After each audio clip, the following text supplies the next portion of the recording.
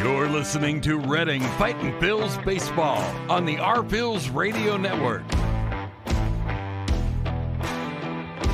Now, out to the ballpark with your broadcasters, Bob McCool and Jake Starr. From People's Natural Gas Field in Altoona, Pennsylvania, we are about 20 minutes shy of game number 6 of this week's 6-game series between the Reading Fightin' Phillies and the Altoona Curve. Welcome into the pregame show. I'm your host, Jake Starr, as Reading, who's 10-9 in the second half, 38-49 overall, gets set to wrap up the series with Altoona, who's 7-10 overall and 41-44 in the second half of the 2023 season. Reading's won 2 straight. They've won 3 and 4 and 3 of 5 in this week's series. Last night it was a 3-1 victory in the game in which Reading pitcher stranded 11 Altoona runners on base. Curve were also 0 for 8 with runners in scoring position. David Parkinson 5 solid. Brett Schultz worked the bases loaded jam in the 9th, but worked out of it when he induced the game-ending double play. Matthew Kroon led off the game with a home run. Herbert Iser and Barron Radcliffe each drove in runs as well. Reading, though, was out hit 7-4. And before last night's game, Reading was just 4-27 overall when being out hit in ball games this year. So tonight, Reading looks for their 3rd straight win, their 4th out of 5, and a chance at their 3rd straight series win and their 4th of 5 overall. We got a couple of really good interviews lined up for you tonight on the pregame show. First, it'll be Mick Gable. He'll reflect on his time out in Seattle for the All-Star Futures game. And then it'll be tonight's starting pitcher, Zach Hockey, who's making his 2nd start with the Fightin' Phillies after a really strong outing last Sunday. So, it'll be Mick Gable, and then it'll be Zach Hockey. Don't go anywhere. We talk to those both right after this here on the Our Phillies Radio Network.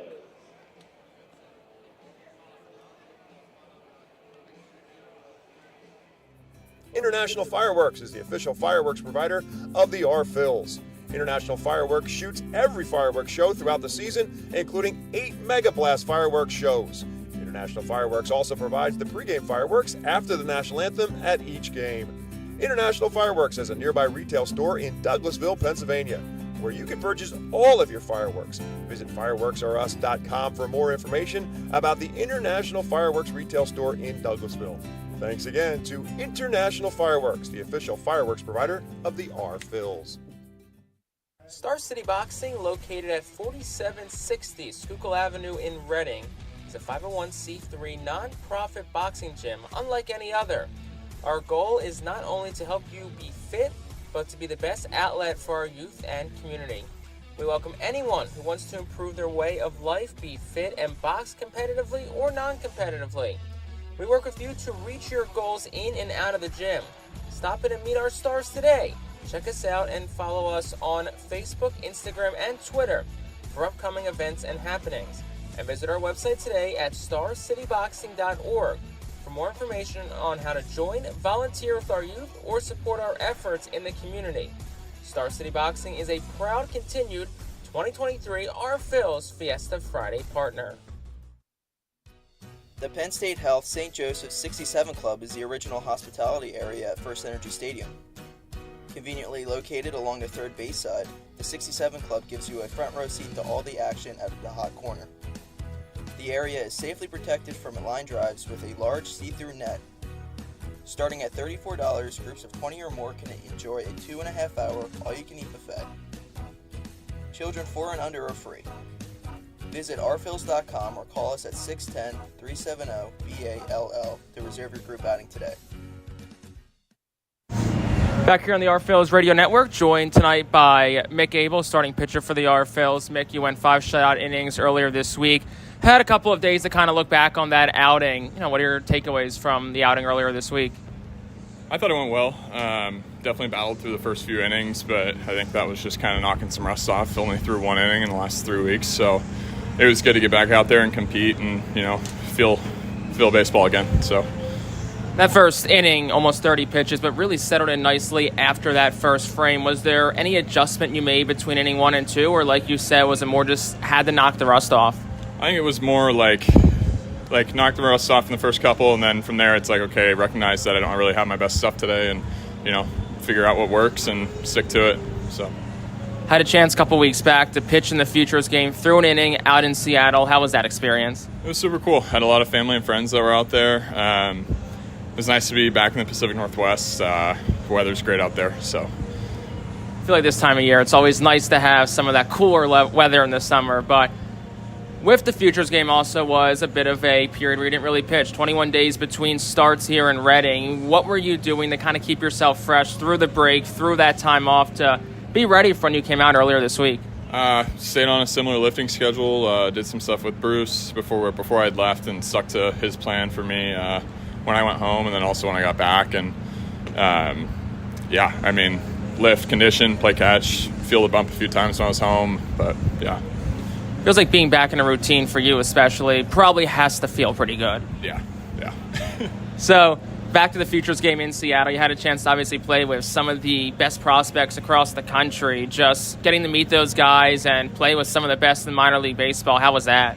It was cool. I got to hang around some good dudes. I hung out with Carson Weisenhunt with the Giants, Justin Crawford, with us, and then Mike Vassell with the Mets, who Griff went to school with. So it was cool meeting those guys and, just hanging around a good group of dudes. You mentioned Justin Crawford, just so young, just drafted out of high school last year. How was that experience being with him? Oh, it was awesome. I hadn't really had any time to be around him since he signed. I think I've either been up in the Northeast somewhere and he's been down in Florida, but it was good to be in, we were right next to each other in the locker room, and, we hung out most of the game. So kind of got to pick his brain, see how I was going down there with Marty Malloy and Loe, and, just kind of see how he's doing. It seems like he's doing well, so. As someone who was also drafted out of high school, was there any advice that you were kind of able to give him looking back for a couple of years for someone who's still so young in their first pro season? Not really. I think for him, he's doing a really good job, at least from what I could notice. He's very composed, really mature. Obviously his dad was a big leaguer, and, I'm sure he learned a lot of good ropes from him. But honestly, I didn't really get to talk to him much about advice or anything. We just kind of tried to have fun and, go about our day that we were there. And the cool thing about this staff is that you guys do a really good job of building off of each other's good outings. Tyler Phillips had a good outing, you had a good outing, and then Griff follows with a stellar outing last night. Just about the camaraderie as this staff, what does that say about this group, that a guy goes out there, has a good outing, and the next guy's able to kind of just build right on that?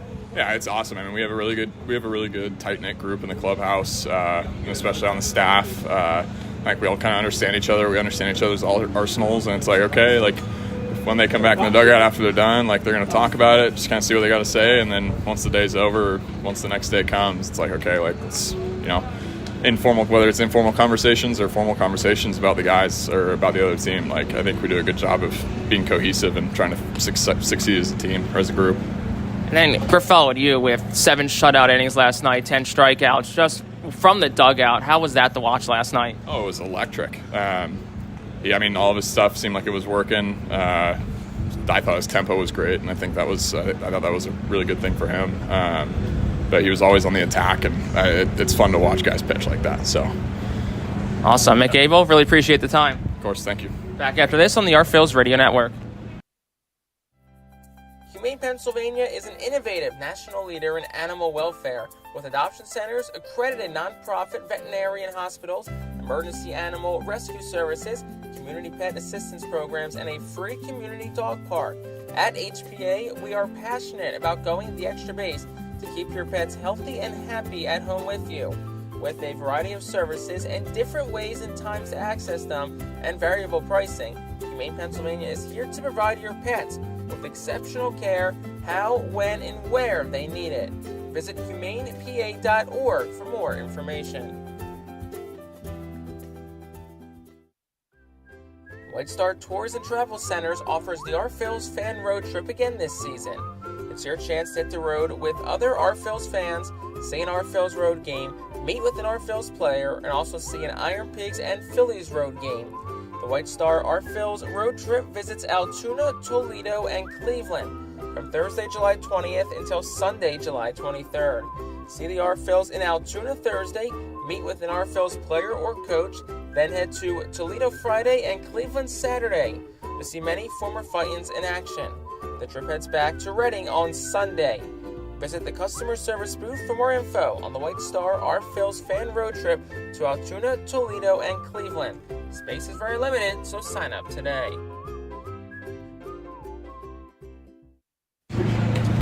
Welcome back to the Our Phil's pregame show here on the Reading Fightin' Phillies radio network. Jake Starr now joined with today's starter for the Reading Fightin' Phillies, Zach Hockey. Zach, still kind of getting accustomed here to life in Reading, but how's the first couple of weeks been so far? Yeah, no, it's been great. It's been a very smooth transition. Guys been very welcoming. Couldn't ask for much more. First start a week ago today. You went out there, went 5 shutout innings. Everything looked like it was clicking for you, but just how did it feel to go out there and have the success you did in your first start? Yeah, it was great. Like you said, you had a lot of success. It was went five strong and had everything working. Was able to give the team the best chance to win. Was there any thought of you maybe trying to go back out for the 6th, or was it one of those things going in, it was going to be 5 innings and just happy with the way it ended up? Obviously as a pitcher, you always want to go as long as you can. But yeah, they decided to go to the bullpen and ended up turning out all right. So you've had a chance to work with this staff now for about a week or two, and it's a staff that's really good at kind of stacking on top of one another. You have a strong start. Hendrickson, a quality outing Tuesday. Phillips, then Abel, and then McGarry last night. Just from your early observation of this group, what's that say about them? They're able to stack good outings on top of each other. Yeah, it's obviously a great thing when you have 5-6 starting pitchers that can go out there and give 5-6 strong innings. But it just kind of comes down to, everybody's a competitor. Everybody wants to go out there and give their best stuff and give the team the best chance to win. New to the Phillies organization this year, signed this past offseason. How's the experience been within the Phillies org for you been? It's been great. Like I was saying before, it's been a very smooth transition. Could not ask for a much better transition. Just from the top down. Like I said, I've been to Clearwater, was in Jersey, now here in Reading. But it's been great. It really has been. You spent some time in the Royals organization before. Just you look back on your time in Kansas City's organization and then now here to Reading. Any lessons you kind of took from your first few years of your pro career that you're taking here to the Phillies org of just things you've learned? Yeah, I'd say the biggest thing is don't put too much pressure on yourself. And I think, early on in my career, I think I did. And, after getting released, I think it was kind of an eye-opening experience and kind of have some new life now with the Phillies and excited to kind of see what we can do with it. Anything big in particular you kind of worked on between Kansas City and then here and getting to Reading? Honestly, I work on a cutter. So I didn't have a cutter before coming over to the Phillies, but in terms of everything, just getting stronger, healthier, and working on a few pitches and kind of critiquing a little bit of things. But besides that, been feeling pretty good. Awesome, Zach Hockey. Good luck today. Thanks so much for the time. Yeah, thank you very much. Back after this on the Our Phil's radio network. Can't make it to the ballpark? The Our Phil's radio network has you covered. Legendary Berks County broadcaster Bob McCool is joined by Jake Starr, and they'll bring you radio coverage of all 69 Our Phil's home games in 2023. Tune in on the Fightin' Phil's YouTube channel, Twitch account, Facebook page, or at ourphils.com/radio. The Savage Auto Group Ram Club puts you close to the action on the field with seating in the front 2 rows located directly behind the Fightin' Phil's bullpen down the right field line. Fans will enjoy terrific waitress service and have counter space for their food and drink. Fans can reserve the area for 36 people or book any amount of tickets. Keep up with everything Our Phil's on social media. Follow us for exclusive content such as highlights, interviews, features, and much more. Find us on Twitter at Reading Fightins, on Instagram at Fightins, on Facebook by searching Reading Fightin' Phil's, and even on TikTok. Keep up with one of the mostly followed teams in all of minor league baseball on social media. Back on the Our Phil's pregame show here on the Reading Fightin' Phil's radio network. I'm Jake Starr. Thank you so much again for joining myself tonight and all week long here in Altoona. It's the final game of a 6-game series between Reading and Altoona. The Our Phil's have won the last 2, 3 of 5 so far this week, looking for a series win with a victory today.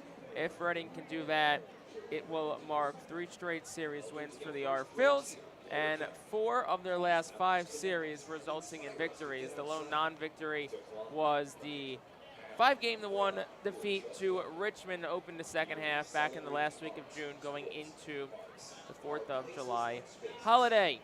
Warm-ups finishing up. Braxton Ashcraft has finished tossing in the Altoona bullpen. Zach Hockey getting his final warm-up tosses in the Reading bullpen down the left field line. Both managers already came out, Calix Crabb and Al Pedrique, and met and exchanged lineup cards. So just waiting for both teams to finish their warm-ups. We'll have national anthem and then first pitch soon after that on a Sunday evening game here in Altoona. A rare Sunday evening affair at People's Natural Gas Field. Just one of two this year, with tonight being a post-game fireworks show. So expecting a good crowd on a beautiful day. Temperatures right now in the mid-80s. Partly cloudy skies. There was some rain that came through earlier, but not hard rain. They didn't even bother tarping the field. More of like a sun shower in essence. So looks like we are in good shape to get rolling here in a few moments' time from now. Let's take a look around the Eastern League, and all 5 games that have been scheduled before us have all concluded already today. Reading's next opponent, Binghamton, a 2-0 win over a really good Erie team. Bowie defeats Harrisburg. The Bay Sox are red hot right now. Somerset defeated Hartford at Dunkin' Donuts Park 7-2. Akron a 10-2 victory over the Richmond Flying Squirrels. And really the moment of the afternoon, the Portland Sea Dogs, a 6-2 win over the New Hampshire Fisher Cats. But in that game, it was a combined no-hit effort for the Sea Dogs. Yes, they gave up 2 runs to the Fisher Cats, but the next column over shows 0 hits. Portland pitching did issue 7 walks today, but it was a 3-pitcher combination between Wickelman Gonzalez, Brennan Chalucci, and Luis Guerrero. Gonzalez, who was excellent. We saw him last week in Reading. He went 6 innings, gave up just 1 run. It was earned, no hits, 4 walks, and 10 strikeouts. So the Sea Dogs capture their 2nd no-hitter of the season. So with every other team done, let's see where we stand now in the second half division standings. Portland still paced the Northeast at 15-6. Somerset for now is in second at 11-9. Half game over the Fightin Phillies, but of course Reading yet to play today. Reading 10-9, 4 back of Portland. Hartford sits in 4th at 9-11. They are a game and a half back to the Fightin Phillies. Reading's next opponent, Binghamton, 7-13, and New Hampshire is 6-13. On the southwest side of things, Erie's 12-8. Bowie just behind them by a half game at 12-9. The Bay Sox, just like Reading, after a rough first half, playing really good baseball since the calendars flipped here to July. So Bowie 12-9, Richmond also 12-9 behind Erie in first at 12-8. Akron also above 500 at 11-10. So that's a game and a half separating 1 through 4 in the Southwest standings. Altoona, who Reading plays tonight, 7-10. They're in 5th place, and Altoona's next opponent, Harrisburg, finishes up the field in last at 8-13 so far here in the second half. Starting lineups for Altoona being introduced now down in the field, and then it'll be time for the national anthem, and then soon after will be first pitch. Of course, after today, Reading a day off tomorrow. They'll return home to take on the Binghamton Rumble Ponies. Tuesday's game, first pitch at noon. Wednesday, Thursday, Friday, all 7 o'clock first pitches. Saturday, 6:45, and Sunday at 5:15. Tuesday at Camp Kid Day, Wednesday through Friday fireworks, Saturday Star Wars night, and a Carpenter Mega Blast fireworks show, and Sunday the series finishes with an Aaron Nola bobblehead giveaway to the first 1,500 kids. Both teams make their way out of the dugout. Altoona has taken the field. It's time for tonight's national anthem, lineups, and first pitch. Coming at you right after this here on the Reading Fightin Phillies Radio Network. Join us as we celebrate Reading's Spanish and Latino culture during 12 Friday home games this season. The Savage 61 Fiesta Fridays presented by Tito's Handmade Vodka, High Noon Sun Sips, Catay Law Offices, Suburban Brewing Company, Carl's Cards and Collectibles, Humane Pennsylvania, Star City Boxing, Apis Services, Supportive Concepts, and Affordable Home Care. Fiesta Friday features special Los Luchadores de Reading uniforms, Hispanic and Latino food and music, and other cultural elements throughout the ballpark. Get your tickets now by calling 370 ball, online at rphils.com or at the Customers Bank ticket office. Burke's Packing is a family-owned and operated meat processor located here in Reading, specializing in hot dogs, ham, specialty meats, and more. Burke's Packing provides America's classic ballpark with quality products, including the highly acclaimed flat-top grilled hot dog. Join us for Burke's Packing Sunday Family Fun Days at Sunday home games all season long at First Energy Stadium.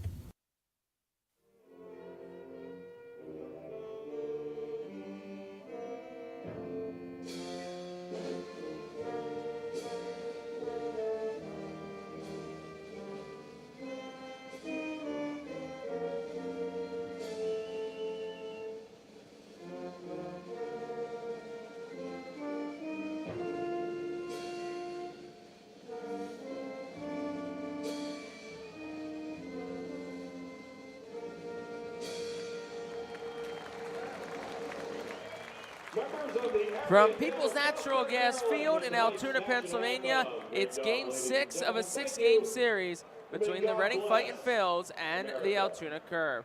Hello and welcome up to the broadcast booth. I'm Jake Starr, perched up high above the home of the AA affiliate of the Pittsburgh Pirates. Game number 89 of the season for the Fightin Phils. They enter tonight 38-49 overall, 10-9 in the second half. Altoona, it's game number 86 for them. They're 7-10 in the second half and 41-44 overall.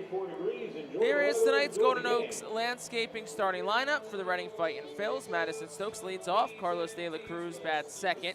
Matthew Kroon's third. Jalen Ortiz cleans things up. Ethan Wilson is fifth. Cam Cannon sixth. Baron Ratcliffe, Cody Roberts, and Pedro Martinez round out the bottom third.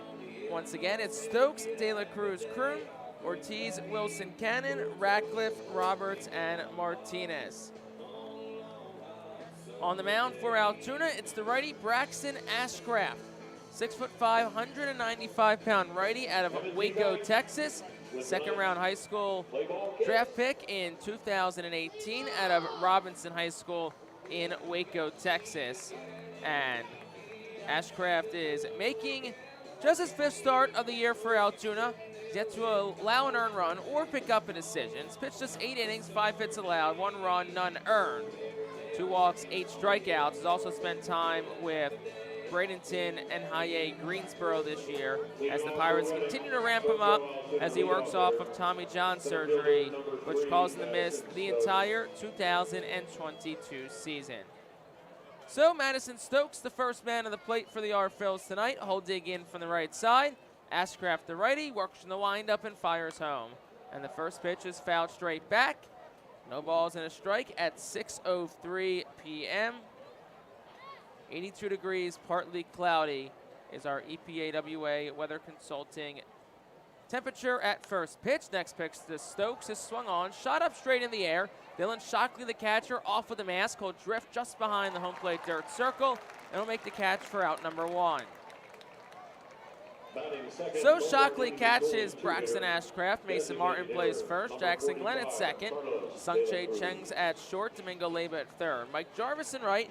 Cerez Young in center. Matt Frazier in left. Again, it's Martin, Glenn, Cheng, Leyva, right to left in the infield. Jarvis, Young, Frazier, the outfield right to left. Shockley and Ashcraft form the battery. Here's Carlos De La Cruz. First pitch to him is swung on and missed. It's no balls and a strike. De La Cruz, the 2-hole hitter, hoping the DH tonight after playing center field a night ago. Here's the 0-1. Swung on and missed. It's 0-2. Our home plate umpire tonight, Zdenek Zedek. He'll have balls and strikes. Gabe Alfonso at third. The crew chief, Jude Corey, will be at first. Here's the 0-2 home. That's down low. De La Cruz tried to check his swing, but Zedek will say he went. So it's a 3-pitch strikeout for Braxton Ashcraft. 2 quick up, 2 quick down. And it brings Matthew Kroon to the plate. Running in their road grays for the 5th time out of 6 games this week. They did wear their navy BP tops 1 game this week. Navy blue Reading written in script across the chest. The numbers in red on the lower left of the jerseys. Here's the first pitch to Matthew Kroon. Swings and misses. It's 0-1. Block, navy blue lettering on the back along with block numbers. gray pants with a red belt. Here's the 0-1. Kroon will swing and foul it straight back. It's 0-2. The Curve in their Sunday Allegheny Yinzer uniforms. Yellow and black like every other team in Pittsburgh. Yellow fronts with black along the sleeves. Says Yinzers in black on the front, black numbers on the back. White pants, black stripe down the side. Yellow cap with black on the front as well. Here's the 0-2. Kroon lofts it in the air out towards right center. Jarvis and Young converge. The right fielder Jarvis makes the call on the catch, and that will retire the side in the first. No runs, no hits, nobody left on base for the Fightin' Phils. We've played a half from Altoona. Reading nothing. Altoona coming to bat. Gear up for Fightin' Phils season. Visit the Brentwood Industries Fightin' Phils team store at First Energy Stadium or check out our online store 24 hours a day, 7 days a week at rphils.com/shop. We have a wide variety of Fightin' Phils hats, t-shirts, kids apparel, and more. Looking for something new? Check out our latest selections of Los Luchadores de Reading and Reading hot dogs gear, plus throwback black R-Train R-Phils attire. Root for your Fightins in style. Stop by the Brentwood Industries Fightins team store or rphils.com/shop. ROG Orthodontics is the proud official partner of the ROG Orthodontics Fightin' Phils Kids Club. Join today at Fightins.com to get your free ROG Orthodontics Kids Club t-shirt and visit FantasticSmiles.com for more information on why ROG Orthodontics is voted #1 in Berks and Monco. ROG Orthodontics and the Fightin' Phils, two great hometown partners. Fans, nothing beats a great day at Golden Oaks Golf Club. Located just minutes from Reading, Golden Oaks is a beautiful, award-winning golf course open to the public with perfect greens, lush fairways, and a course playing for 5 sets of tees. Bogey's Pub is open to the public with the area's best full-course menu, featuring indoor and outdoor seating and TVs to watch your favorite sports teams. Let the Golden Oaks Golf Club team cater to your need. Lunch, dinner, golf outings, parties, company events, and fundraisers. Visit our website at GoldenOaksGolfClub.com and follow Golden Oaks Golf Club and Bogey's Pub on Facebook. Golden Oaks Golf Club, where great memories are made. Number 36, Jackson Glenn. After a scoreless top of the first, we go to the bottom of the frame as Zach Hockey toes the rubber for Reading. First batter he'll get is Jackson Glenn for Altoona. He's followed by Matt Frazier, then Domingo Leyba. Mason Martin 4th. Abraham Gutierrez is 5th. First pitch home is upstairs for a ball. It's 1-0. Sung-Chae Chang 6th. Mike Jarvis, Chavez Young, and Dylan Shockley round out the 9 for Altoona manager Calix Crabb. 1-0. That's in tight. 2 balls and no strikes. Actually, looks like it's going to be called a foul ball by home plate umpire Zdenek Zedek. So it should be a ball and a strike now to Jackson Glenn, as Zach Hockey will have more on the tall righty here in a moment. 1-1. Outside, 2 balls and a strike. Again, it's Glenn, Frazier, Leyba, Martin, Gutierrez, Chang, Jarvis Young, and Dylan Shockley. The 9 for Altoona tonight. 2-1. This is just in. It's 3-1. Zach Hockey on the mound, making his 3rd appearance for Reading, 2nd start overall. Was excellent last Sunday in a no decision against Portland. The 3-1s, fouled straight back. It's a full count. Went 5 innings, gave up 2 hits, no runs. Did hit a batter, no walks, 5 strikeouts. 62 pitches, 44 for strikes for Hockey against the Sea Dogs. Game that was scoreless into the 8th. Reading and Portland each put up 2 spots in the 8th, and then Ethan Wilson hit a walk-off solo home run to give Reading the win last Sunday in the 9th to 3-2. Lifted in the air, foul territory, right side. Jalen Ortiz, the first baseman, gives it a look, but it will go out of play. Hockey signed with the Phillies on March 30th, but wasn't activated until June the 5th. Made a start for the Complex League team back on June the 9th. Then a couple of appearances for Single A Clearwater. Here's the 3-2. Chopped in the ground towards 3rd. Backhanded along the line by Kroon. 1 hop throw to 1st. Scoop by Jalen Ortiz. What a play by Matthew Kroon at 3rd base. Manny Machado-esque from Kroon. High chopping ground ball to his right.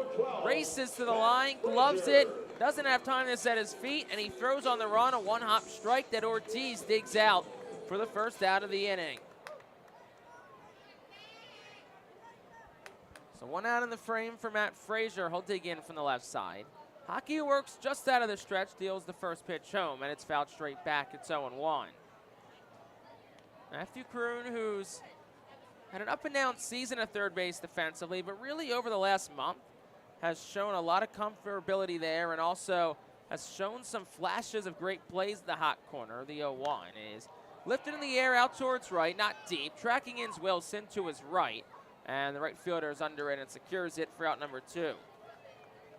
Batting third, Allegheny College of Maryland 3-hitter, third baseman, number 28. 2 quick outs picked up by Zach Hockey. As we said, made a couple of starts with Single A Clearwater, then made a start with Jersey Shore back on July the 1st. Also went 5 shutout innings in that one, and then was caught up to Double-A Reading on July the 6th.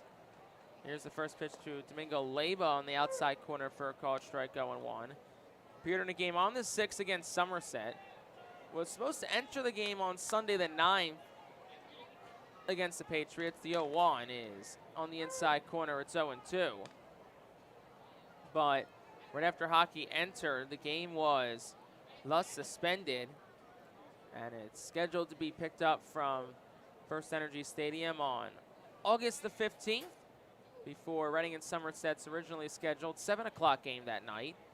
No balls, 2 strikes to Leyva. Hockey kicks and deals. It's upstairs, 1-2. So probably unlikely that Hockey will stay in. Reading will probably go to another arm out of the bullpen, depending on what the box score and the roster looks like. Here's the 1-2.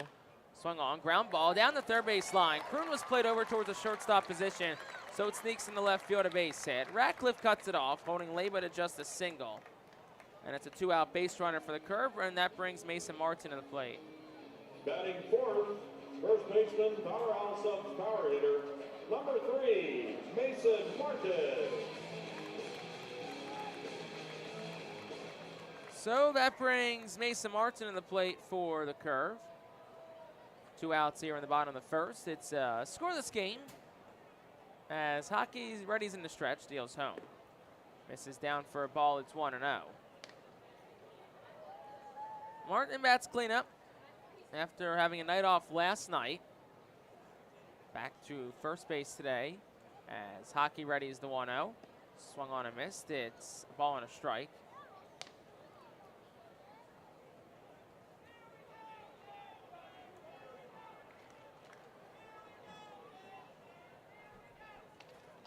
Ball and a strike. Hockey Ready's at the belt. Works against the lefty Mason Martin. Here's the pitch.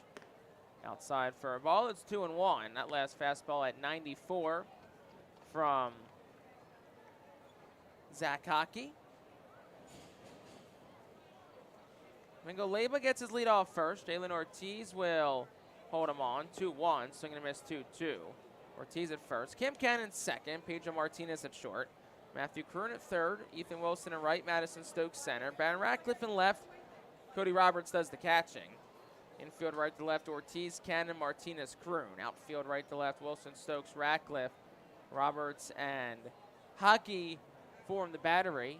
On the 9 on the field for the Fightin' Phils tonight. 2 balls and 2 strikes of 2 outs to Mason Martin. Hockey Ready's at the belt, the righty deals. Up and away for a ball that counts 3-2.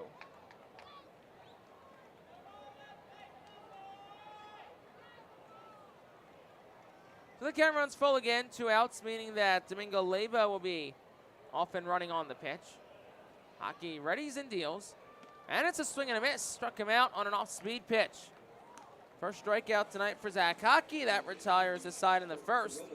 No runs on a hit for the curve. There were no errors and 1 left on base. We played a full frame. We'll go to the second, still scoreless on the Our Phil's Radio Network. Empowering communities one relationship at a time is our commitment at Tompkins. Our customers have thrived thanks to our focus on local lending and their commitment to the customers they serve. They do a great job. Everything for us, from our banking, our insurance, to our wealth management. Tompkins has always been there for us. We see a long relationship with Tompkins. They're good people. Tompkins, banking, insurance, wealth. Member FDIC Equal Housing Lender. Investment and insurance products are not FDIC insured, not bank guaranteed, and may lose value. Our Phil's fans can continue to expect great performances all season long on the Burke's commercial roofing stage. It's the home of great local talent, including the Our Phil's mascot band. Burke's Commercial Roofing prides itself on being a locally owned and operated company that puts an emphasis on customer service.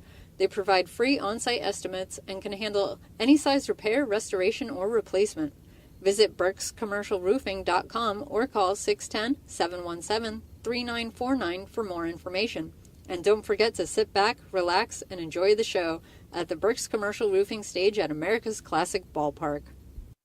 Burke's Packing is a family-owned and operated meat processor located here in Reading, specializing in hot dogs, ham, specialty meats, and more. Burke's Packing provides America's Classic Ballpark with quality products, including the highly acclaimed flat-top grilled hot dog. Join us for Burke's Packing Sunday Family Fun Days at Sunday home games all season long at First Energy Stadium. Leading off for Reading, first baseman. Top half of the second inning, both teams exchange zeros in the first.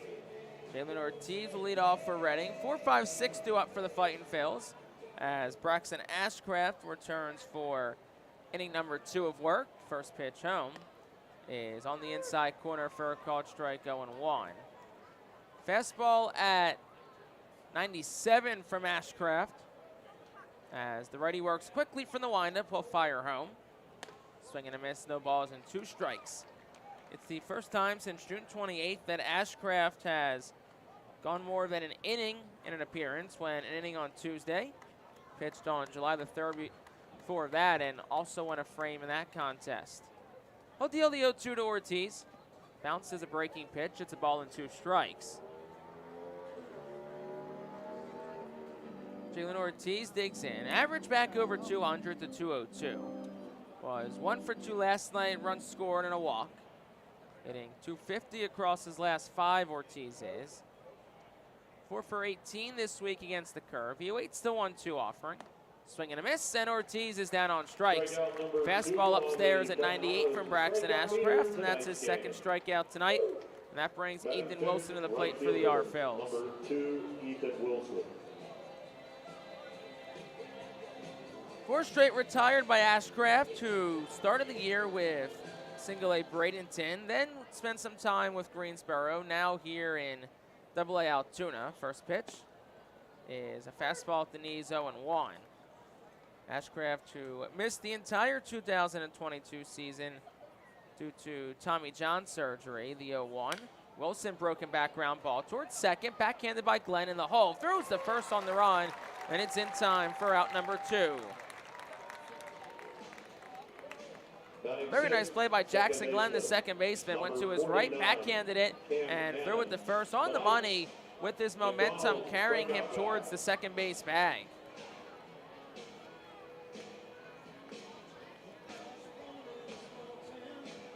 Two quick outs worked by Braxton Ashcraft. That'll bring Cam Cannon to the plate for the Our Phils. Ashcraft not thrown more than 44 pitches since joining Altoona. This is 5th start. First pitch, little check swing nubber up the first base line. It'll drift just foul to the right of the first base line. It's 0-1 to Cannon. Cannon didn't play last night. He's 1 for 8 across this series with the run scored. Gets the start at second base today. Here's the 0-1 pitch.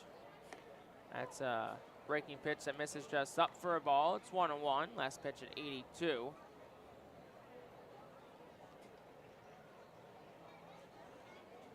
Here's the next pitch. Cannon swings and fouls it on the ground. Dribbles off the facing of the Our Phils dugout on the third base side. It's 1-2. Our Phils team that's won 3 of the 5 games so far this week. Here's the 1-2 to Cannon. That's a hanging breaking pitch that he ropes foul, but it'll hit off the facing of the picnic area down the left field line.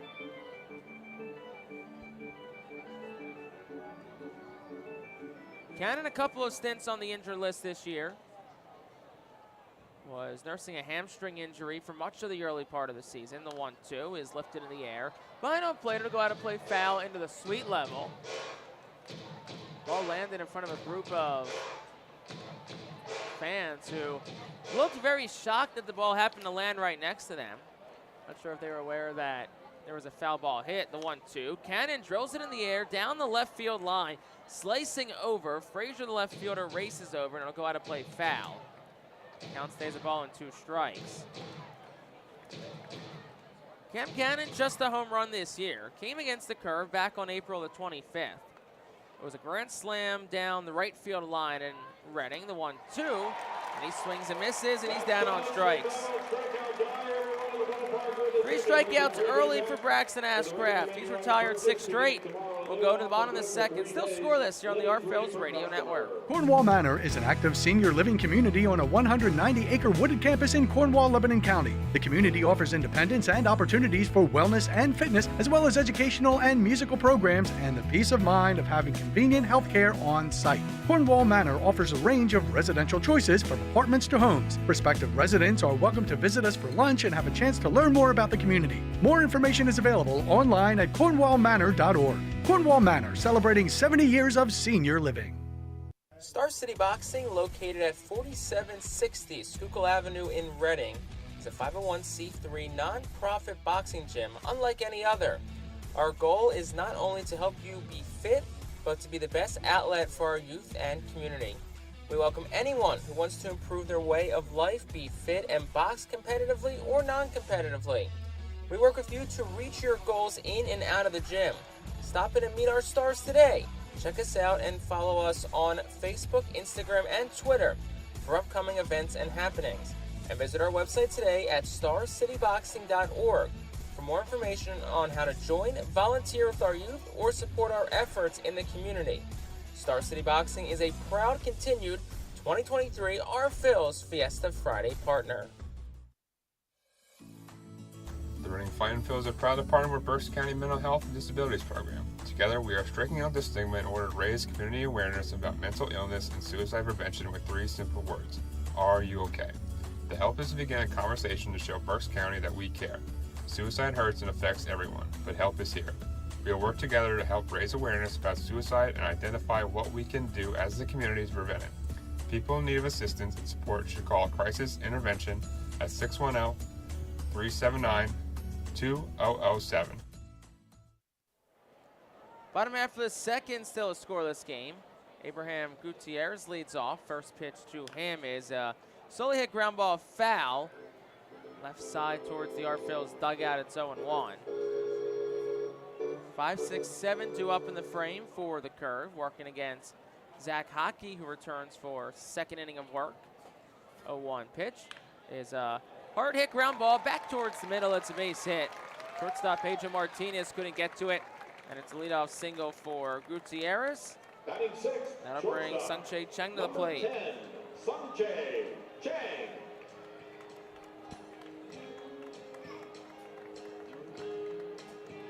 Cheng, the shortstop, will dig in from the left side.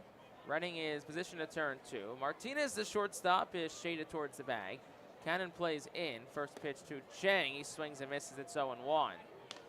Last pitch, a fastball at 94. And Hockey quickly ahead in the count. No balls and a strike. It's all right. He readies. He deals. Swing and a miss. It's 0-2. Goes back to the fastball at 95 this time. And Cheng unable to catch up. So we'll see if Hockey challenges him a third straight time. The lefty stands in. Slightly open stance as Hockey readies at the belt. Fires the 0-2. Lifted in the air out towards center. Not hit too deep.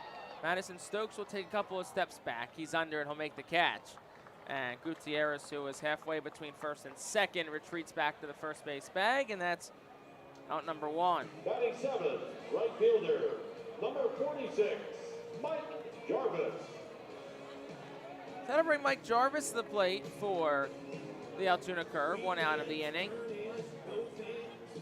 Jarvis, who's making his second AA start, was caught up to Altoona prior to Friday night's game. Digs in from the right side. Hockey will kick and deal. And the first pitch is over for a called strike. It's 0-1. Last pitch at 89. Looked to be that cutter that Hockey talked to us about in the pregame show. Something he worked on since being released by the Royals and joining the Phillies organization. Righty readies and deals. is swung on and fouled straight back out of play. It's 0-2. Hockey was released by the Royals on March the 21st. Signed at the Phillies just 9 days later on the 30th, but needed some time to ramp up, so didn't make his season debut in the system till June the 9th in the complex. 0-2's in sight. Dust Jarvis back off the plate, the righty. It's 1-2. Hockey was drafted by the Royals in the 6th round back in 2018 out of the University of Kentucky.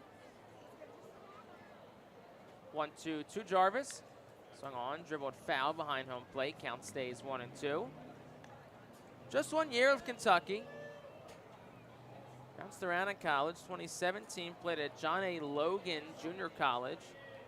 And then started his collegiate career in 2016 with Arkansas State. So 3 schools in 3 years for Zach Hockey before getting selected by the Kansas City Royals in 2018. 1-2. Swung on, hit in the air well, out towards right center. Ethan Wilson darts back, gets to the spot in front of the track, makes the catch. That's out number 2. Gutierrez was nearly at the second base bag, so he gets back to first. Center fielder. 2 outs in the inning for Chavez Young. Still a scoreless ball game. Abraham Gutierrez is on first. He led off the inning with a single back up the middle, but it's been back-to-back flyouts induced by Zach Hockey. Now he gets the 8-hole man Young, who digs in from the left side. First pitch home, it's over for a called strike. Fastball at 94. And it's 0-1. Hockey, who worked his way up to AAA Omaha in the 2022 season. 0-1 is at the belt for a called strike. It's 0-2. Given his age and his repertoire, if he's able to have success here in Reading, certainly wouldn't shock me if he's another arm that's knocking on the door of Lehigh Valley at some point as this season progresses. Here's the 0-2. That's in sight for a ball 1-2. Lehigh Valley, not a ton of pitching depth up with the Iron Pigs, so, you know, some of the older arms, Hockey, Hendrickson, we already saw up there, so did we see Parkinson. Tyler Phillips also could be in that conversation. The 1-2 is lifted in the air behind home plate. Cody Roberts off with the mask. The catcher drifts towards the curve on deck circle on the right side, makes the squeeze, and that will retire the side in the second. No runs on hit for the curve. They strand 1. Will go to the 3rd. Still scoreless here on the Phillies Radio Network. Cornwall Manor is an active senior living community on a 190-acre wooded campus in Cornwall, Lebanon County. The community offers independence and opportunities for wellness and fitness, as well as educational and musical programs, and the peace of mind of having convenient health care on site. Cornwall Manor offers a range of residential choices from apartments to homes. Prospective residents are welcome to visit us for lunch and have a chance to learn more about the community. More information is available online at cornwallmanor.org. Cornwall Manor, celebrating 70 years of senior living. The Fightin' Phils know who to call for trash and recycling services. A proven winner, J.P. Mascaro & Sons. The industry leader for over 50 years. Trust the familiar Mascaro Blue Elephant to provide dependable, quality service for your home or business. That's J.P. Mascaro & Sons, one of the top companies in its industry. Trash and recycling services for home, business, and industry. We are hiring and have open positions in Berks County. Check our website for open positions at jpmascaro.com or call 1-888-MASCARO. JP Mascaro & Sons, ready to serve you. Every time you grab an ice-cold 20-ounce Pepsi, you'll find a Pepsi emoji on the side of the bottle. So while the Pepsi delivers this, the Pepsi emoji delivers this. Ooh.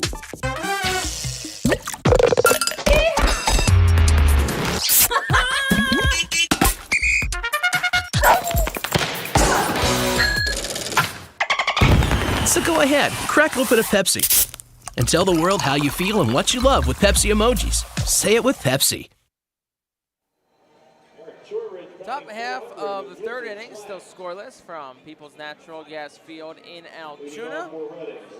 Bottom 3rd of the lineup, 2 up for the Fightin' Phils in the frame. It starts with Barron Ratcliffe, and they'll go against Braxton Ashcraft, who's pitching into the 3rd inning for the first time in nearly a month, as the first pitch to Ratcliffe misses outside for a ball. It's 1-0. Ashcraft, 2 perfect frames so far, 6 up, 6 down. 1-0 home. is a line drive down the right field line, but it'll go foul. It's off the tarp by the bullpen. It's 1-1. A tarp that was almost unleashed today. There was some rain showers around 3:30 today. Here's the 1-1. This is up and away. It's 2-1 to the lefty Ratcliffe. Poured for 15 minutes, if that. And the curve looked ready to put the tarp on the field, but figured they'd wait it out. 2-1, and it's a breaking pitch at 81 that drops in for a called strike. It's 2-2. And storm, I wouldn't say storm, rain shower ended soon after. More of a sun shower, too. The sun was out while it was raining. 2-2. And Ratcliffe swings through a 97-mile-per-hour heater, and that's out number 1. Strikeout number 4 for Braxton Ashcraft, and that'll bring Cody Roberts to the plate for the R-Phils. Catcher, number 6, Cody Roberts. But it's been really just a beautiful week in Altoona. Temperature right now is 78 degrees, sunny skies, as Ashcraft deals the first pitch home, and Roberts rolls it over on the ground, soft to the short. Schenk charges, sets his feet, throws from the edge of the dirt, and it's in time the first for out number 2. 2 quick outs in the third. It's been 8 up, 8 down for Braxton Ashcraft, and it'll be the 9-hole hitter, Pedro Martinez, to work against him with 2 outs in the inning. Top half of the third, still scoreless. Reading no base runners quite yet. Altoona has 2, both on hits. Hockey scattered a hit each in the first and second inning. And Pedro Martinez will dig in. And Ashcraft, the righty, toes the first base side of the rubber. And will deal the first pitch home. And Martinez takes an off-speed pitch at 88 on the inside corner. It's 0-1. Martinez, the switch hitter, bats from the left side. Here's the 0-1. Is a ground ball towards the middle. Ricochets off the mound. Backing up is Chang. He fields it in the shallow grass, and he fires a one-hop throw to first. That's dug up by Mason Martin, and that'll retire the side in the third. No runs, no hits. Nobody left again for the Fightin' Phils. We've played 2.5. Bottom of the third up next. Still scoreless on the R-Phils Radio Network. Nursing home neglect is a serious problem. If you or a loved one has suffered from bed sores obtained in a nursing home or a fall down in a nursing home resulting in a fracture, our friends at Swartz Culleton can help. Call the attorneys at Swartz Culleton for a free consultation. Their phone number is 1-800-JUSTICE. That's 1-800-587-8423. Once again, call 1-800-JUSTICE today. Swartz Culleton is a proud sponsor of the Reading Fightin' Phils. Humane Pennsylvania is an innovative national leader in animal welfare with adoption centers, accredited nonprofit veterinarian hospitals, emergency animal rescue services, community pet assistance programs, and a free community dog park. At HPA, we are passionate about going the extra base to keep your pets healthy and happy at home with you. With a variety of services and different ways and times to access them and variable pricing, Humane Pennsylvania is here to provide your pets with exceptional care, how, when, and where they need it. Visit humanepa.org for more information. The Enersys Power Alley Pub features a 2.5-hour all-you-can-eat buffet, private bar with bartender, 2 rows of seats, bar stool seating, and 4 cafe tables. The pub provides your party a private area to enjoy the ball game away from other fans. The Enersys Power Alley Pub may accommodate groups of 40 to 60 people. Enjoy socializing with your group and watch the game with a unique vantage point. Bottom half of the third, we're still scoreless.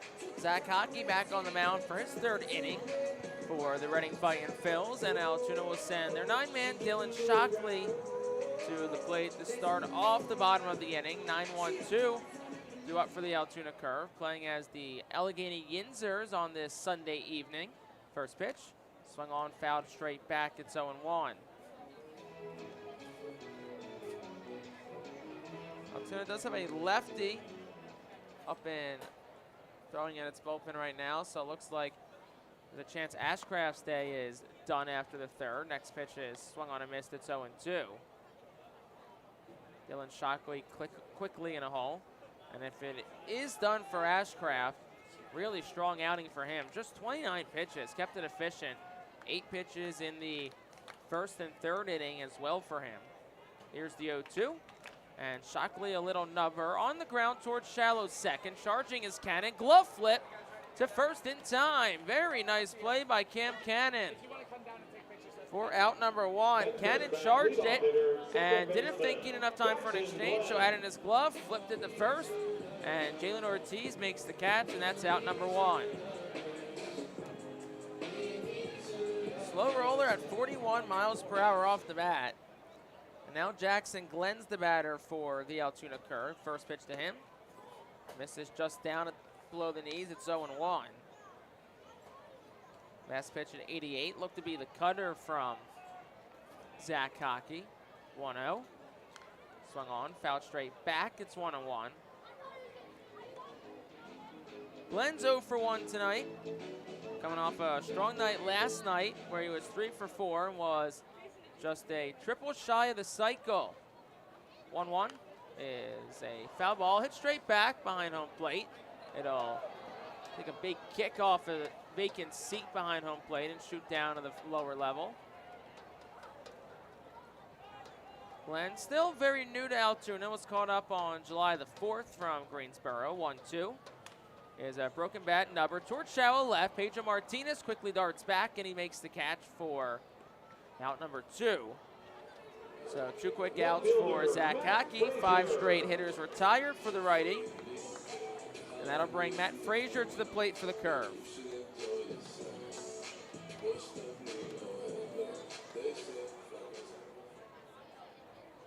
Frazier will dig in from the left side. Bats with 2 outs in the bottom of the 3rd.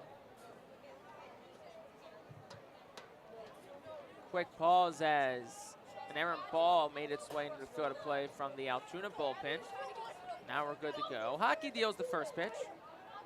Fastball at the knees at 96. It's 0-1.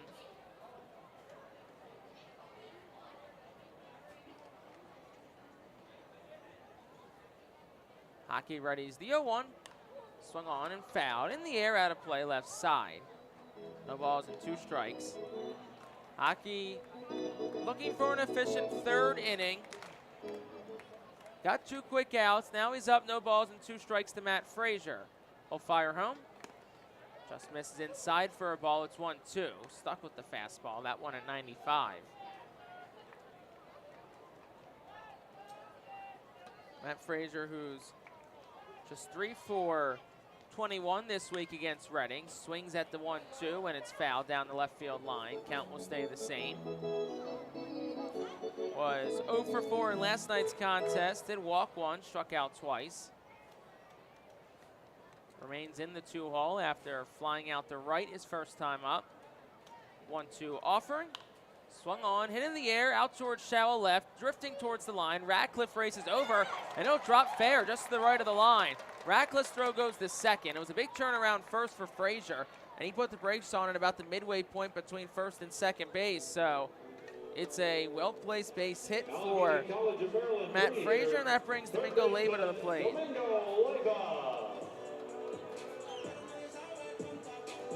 Was a high fly ball that Ratcliffe couldn't get to from left field. Landed just to the right of the foul line in left field. And it's a 2-out single for Matt Frazier. 3rd hit allowed by Hockey. Leyva in from the left side. First pitch home. Swung on, hit in the air out towards right. Ethan Wilson doesn't move initially. Now he goes to his right and in. The right fielder is under it and makes the catch. And that'll retire the side in the 3rd. No runs on a hit. Curve once again leave 1 on base. We played 3 to the 4th we go. It's still scoreless on the Phillies Radio Network. Nursing home neglect is a serious problem. If you or a loved one has suffered from bed sores obtained in a nursing home or a fall down in a nursing home resulting in a fracture, our friends at Swartz Culleton can help. Call the attorneys at Swartz Culleton for a free consultation. Their phone number is 1-800-JUSTICE. That's 1-800-587-8423. Once again, call 1-800-JUSTICE today. Swartz Culleton is a proud sponsor of the Reading Fightin' Phils. Are you looking for a reliable food distributor to meet all your culinary needs? Look no further than our trusted team at Feaser's Food Distributors. For over 120 years, our products have been sourced from the best farms and suppliers, ensuring that you get the best ingredients for your restaurant or organization. From fresh produce to premium meats, Feaser's supplies everything but the appetite. Visit Feasers.com today to experience the difference in working with a top-tier, family-owned food distributor. Feasers, your partner for success in the kitchen. Looking for a fast and hassle-free way to get your snacks and non-perishable groceries? Look no further than FeasersDirect.com. With just a few clicks, discover the convenience of having your culinary essentials ready for a pickup at our headquarters in Harrisburg. The Reading Fightin' Phils are pleased to present you with their classic game program, all electronically. This program has information on the coaching staff, player roster, and front office staff. It also includes feature stories and alumni reports on all of your favorite guys who spent time in baseball town. Visit ourphils.com/programs to check it out. We go to the fourth, still scoreless, and the good news for Reading is that Braxton Ashcraft is out of the game. Omar Cruz, the new arm, 14th appearance, does have a start. He's 1-2, a 4.91 ERA. 14 hits allowed across 22 innings. First batter he faces Madison Stokes, the first offering. Is down low for a ball, it's 1-0. 16 walks, 17 strikeouts across those 22 innings. Opponents hitting 187 off of Omar Cruz this year. It's 1-0. It's the inside corner for a called strike, 1-1. Fastball 91 from Omar Cruz. Last pitched on Wednesday of this series, went 2 1/3, 1-1. Stokes off the end of the bat, fly ball, foul territory, right side. Mason Martin, the first baseman's there, makes the catch just in front of the warning track, and that's out number 1. Designated hitter, Carlos De La Cruz. So 10 straight retired by the combination now of Ashcraft and Cruz. Ashcraft, who got the start, went 3 innings, no runs, no hits, no walks, 4 strikeouts for the 23-year-old. And now it's Omar Cruz who's in, works against Carlos De La Cruz. First pitch is outside for a ball, it's 1-0. De La Cruz is 0 for 1 so far tonight, struck out swinging his first time up. 1-0 offering to him is up and away for a ball, it's 2-0. Omar Cruz, 6 foot, 200 pounds. Was acquired by the Pirates in 2021. Here's the 2-0 pitch. Swung on and missed, it's 2-1 on an off-speed offering. Cruz acquired in the trade that sent Joe Musgrove to the Padres.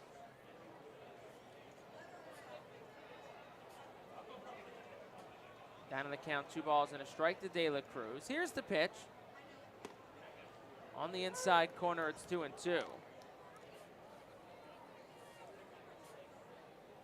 Quiet week for Carlos De La Cruz, 5 for 24 across this week's series. Here's the 2-2. Low and away for a ball, 3-2 to the righty. Does have a home run. It was a long one, 418 feet, hit in Friday night's victory. The game in which Griff McGarry was the star of the show with 7 shutout innings. 3-2 pitch. That misses outside, ball 4. First base runner tonight for Reading comes via a 1-out walk from Carlos De La Cruz. That'll bring Matthew Kroon to the plate for the Phils.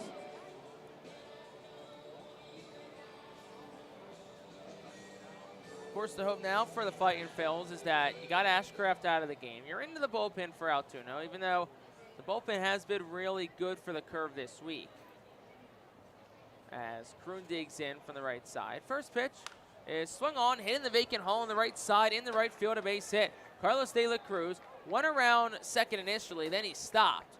Throw goes to the cutoff man, the shortstop Chang, and it's a 1-out single for Matthew Kroon. First hit of the day for the Fightin' Phils. And it's men on first and second with an out for Jalen Ortiz.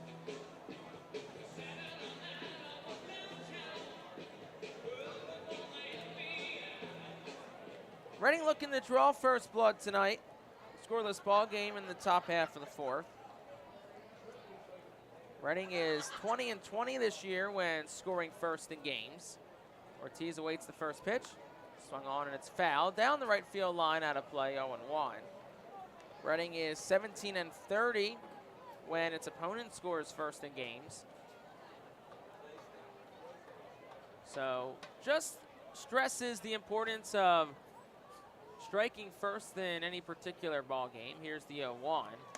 Upstairs to Ortiz, it's 1-1. Fastball at 91. Ortiz, who struck out swinging his first time up back in the second. Bats with runners on first and second. One away in the top of the fourth.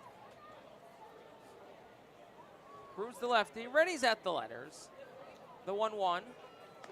Upstairs for a ball, it's 2-1. They throw a snap throw to first, not in time. Kroon dives back in safely. Mason Martin at first, playing off the bag, snuck in behind Kroon for that one. Then he returns to play deep in the hole, about 25 feet off the line against the righty Jalen Ortiz. 2 balls and a strike to the pitch. Swing and a miss, 2-2. Off-speed pitch that was upstairs. Second baseman Jackson Glenn shaded towards the second base bag, keeping Carlos De La Cruz close. Left side of the infield. Plays pretty much straight out. Outfield has Ortiz shaded to go the other direction. The 2-2 pitch. Swinging a ground ball right to second base. Glenn Fields flips to Cheng for one. Steps in the bag. Relay to first in time. And it's an inning-ending 4-6-3 double play. Couldn't have drawn it up any better for the Curve. That ends the inning. No runs on a hit. Fightin' Phil Strand just one on base. We'll go to the bottom of the fourth. Still scoreless here on the Phillies Radio Network. The Louisiana Swamplands. Out here, you're either lunch or you're enjoying it. Make sure you end up on top with the all-powerful lineup of Kia SUVs, like the Telluride, Sportage, and Sorento, equipped with available all-wheel drive, higher ground clearance, and the interior capacity to bring everything you need, so you'll always remain more than a gator's length ahead. Visit your local Kia dealer today to find your next adventure in our ever-capable lineup of SUVs. Kia, movement that inspires. Call 800-3334-KIA for details. Always drive safely. When the Reading Fightin' Phils get hungry, we turn to our team feed partners. Special thanks to Chick-fil-A, Pizza Como USA, Railroad House, Why Missing Restaurant and Bakery, Jersey Mike's Subs, Mimo's Italian Restaurant and Bakery, Subway, and Clean Eats for making sure the Fightin' Phils front office is never hungry on game day. Our staff enjoys delicious meals from our team feed partners. Don't take our word for it. Find out for yourself today. The award-winning Reading Hospital Tower Health Pool Party provides an unforgettable night out with family and friends. Enjoy a baseball game while swimming in the 87-degree heated pool directly behind the right field home run wall. Plus 2.5 hours of all-you-can-eat buffet, photos, and autographs with the crazy hot dog vendor and the Fightin' Phils mascot band. Regular season tickets start at $33 per person for groups of 20 or more. Give us a call today at 610-370-BALL. Mason Martin will lead off the bottom of the fourth in a scoreless ball game for the Curve. Zach Hockey back out. First pitch home is down low for a ball. It's 1-0.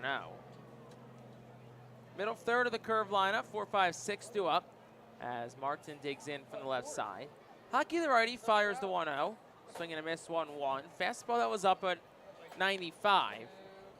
Evens up the count. Hockey was scattered, 3 hits so far tonight. Still no runs. Here's the 1-1. Just misses inside for a ball. 2-1 to the lefty Martin, who's 0 for 1 tonight. Struck out swinging back in the first. The only strikeout that Zach Hockey has tonight. 2-1. Swing and a miss, 2-2. Goes to that cutter at 89. Evens up the count. Hockey struck out 5 over 5 a week ago today against the Portland Sea Dogs. Game in which Reading won 3-2 thanks to an Ethan Wilson walk-off home run. 2-2 to Mason Martin. Here's the pitch. Swing and a miss, struck him out. Second strikeout tonight for Zach Hockey. Both have come of Mason Martin. And that'll bring Abraham Gutierrez to the plate with 1 out here in the bottom of the fourth.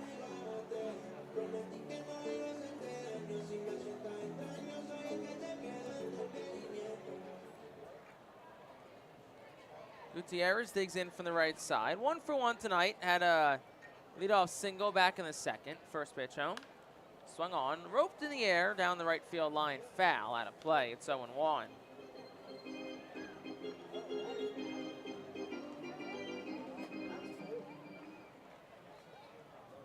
Hockey, the righty. It's a righty-on-righty matchup, the 0-1. Just misses below the knees, a ball and a strike. Hockey making his second Fightin' Phil start. Just his 8th appearance in the Phillies organization. The 1-1 is a slow roller to the right of the mound. Hockey charges, scoops it, steps and throws the first to strike. It's in time for out number 2. Slow roller right in front of home plate. Great job by Zach Hockey to look to Max McDowell, said I got it, fields it, steps and throws a strike to first. So 2 fast outs in the 4th. Still a scoreless ball game. Bases clear for Sungchae Cheng. He's 0 for 1 tonight. Flew out to center his first time up. First pitch from Hockey, swing and a miss. It's 0-1. Drop that cutter down below the knees.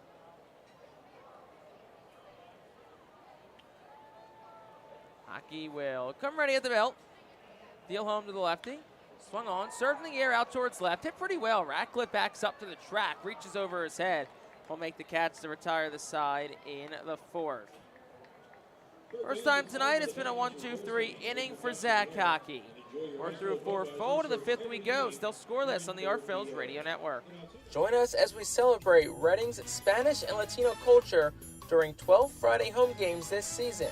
The Savage 61 Fiesta Fridays presented by Tito's Handmade Vodka, High Noon Sunsips, Cathay Law Offices, Suburban Brewing Company, Carl's Cards and Collectibles, Humane Pennsylvania, Star City Boxing, Apis Services, Supportive Concepts, and Affordable Home Care. Fiesta Friday features special Los Luchadores de Reading uniforms, Hispanic and Latino food and music, and other culture elements throughout the ballpark. Get your tickets now by calling 610-370-BALL, online at rphils.com or at the Customers Bank ticket office.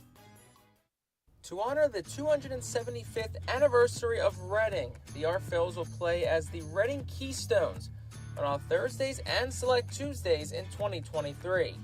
Tuesdays are brought to you by Coatesville VA Medical Center. Join us for 11 Keystone Throwback Thursdays thanks to Burke's Career and Technology Center, H&F Heating and Cooling, and Rip It Baseball Town Charities batting cages. Come celebrate the 275th anniversary of Reading and enjoy some great baseball on Throwback Thursdays in 2023. Get your tickets now by calling 610-370-BALL, online at rphils.com or at the Customers Bank ticket office. Top of the 5th inning, still a scoreless ball game. Both pitching staffs have been excellent tonight as Ethan Wilson will dig in from the left side, working against Omar Cruz, whose first pitch home is low and away for a ball. It's 1-0. 5-6-7 due up against Cruz in the 5th. As the lefty will work out of the windup from the third base side of the rubber, the 1-0. Outside, 2 balls and no strikes. Wilson 0 for 1 tonight. Grounded the second, his first time up in the second on a broken bat ground ball. 2-0 offering home. Swung on, ground ball right back to the box. Cruz gloves it, takes a couple of steps towards first, and he'll flip it underhand to the bag, and that's out number 1. That brings Cam Cannon up. Braxton Ashcraft started the game for the Curve, went 3 perfect. Cruz came in for the 4th, did issue a walk and a single, but was able to induce a 4-6-3 double play ball off the bat of Jalen Ortiz to escape the 4th. And now he works against Cam Cannon, first pitch home. Swung on, hit well, down the left field line. It's slicing, it'll land foul. In the Art Phil's bullpen, it's 0-1. No action on either side. Really no reason either. Cruz can give the Curve a little bit of length, and Hockey has been pitching very well so far this evening. Here's the 0-1 to Cannon.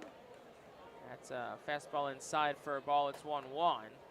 Last pitch at 91 from Cruz. Cannon, who digs in from the right side. 0 for 1 tonight. Struck out swinging his first time up.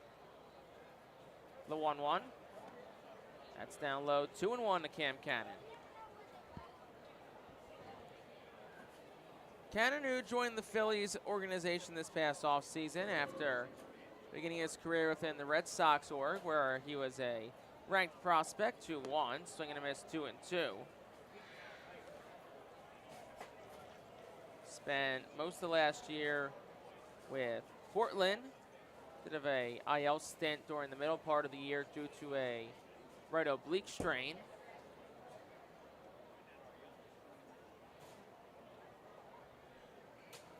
Gets the start at second base today. Oliver Dunn the night off. Here's the 2-2 home. Swung on, fouled on the ground towards the facing of the Phillies dugout.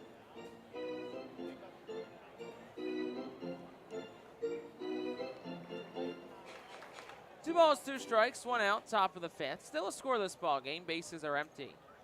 Lefty Cruz deals to the righty Cannon. Here's the 2-2.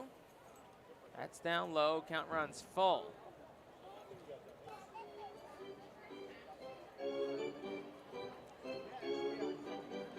Cannon 217 this year, is driven in 12. Does have a home run. Came against this Altoona team back in April. Here's the 3-2. Swung on, fouled, straight back towards the press box, and it'll land just to the right in the sweet area, and the count stays 3 balls, 2 strikes.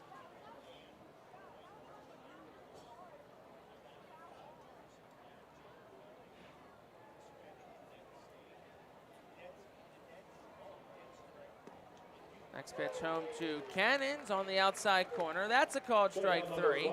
Cannon didn't think so. He started to walk towards first. Second time Cannon's been struck out tonight, and the first strikeout recorded by Omar Cruz, who we talked about was involved in that 3-team trade between the Padres and Pirates and also the Mets that eventually sent Joe Musgrove to San Diego. Here's the pitch. Ratcliffe will take upstairs for a ball 1-0. In that trade, the Pirates received David Bednar, who's an all-star, Hudson Head, Drake Fellows, Omar Cruz. Here's the 1-0. Ratcliffe will crank one in the air out towards center. Starting back was Chavez Young. Then he races in and makes the catch. That'll retire the side. Andy Rodriguez, also the other member involved in that trade. Hit his first career home run in the big leagues, the Pirates, last night. Their win over the Angels. 1-2-3, top of the fifth. We're halfway home here in Curve, PA. We're still scoreless. To the bottom of the fifth we go on the Phillies Radio Network. For top flight local jobs, go with who you know. JP Mascaro & Sons are a leading waste removal company. To meet today's employment and service demands, Mascaro is upgrading its already highly competitive employee wage and benefit package for drivers, collection crew helpers, and other positions. Call 888-MASCARO, M-A-S-C-A-R-O, for details. Work for an established local family business committed to its employees. Again, call 888-MASCARO today or apply online at www.jpmascaro.com. Cornwall Manor is an active senior living community on a 190-acre wooded campus in Cornwall, Lebanon County. The community offers independence and opportunities for wellness and fitness, as well as educational and musical programs, and the peace of mind of having convenient health care on site. Cornwall Manor offers a range of residential choices from apartments to homes. Prospective residents are welcome to visit us for lunch and have a chance to learn more about the community. More information is available online at cornwallmanor.org. Cornwall Manor, celebrating 70 years of senior living. ROG Orthodontics is the proud official partner of the ROG Orthodontics Fightin Phil's Kids Club. Join today at Fightins.com to get your free ROG Orthodontics Kids Club t-shirt and visit FantasticSmiles.com for more information on why ROG Orthodontics is voted #1 in Berks and Monco. ROG Orthodontics and the Fightin Phil's, two great hometown partners. Bottom half of the fifth inning. Still a scoreless ball game as Zach Hockey, who's been cruising right along, steps back onto the mound. And Mike Jarvis will be the first batter he gets. 7-8-9 due up for the curve. First pitch to Jarvis is over for a called strike. It's 0-1. Hockey sent down 4 in a row. Had his first 1-2-3 inning tonight in the fourth. Here's the 0-1, and it's swung on. Crushed in the air, but it's high and foul. Down the left field line, it's 0-2.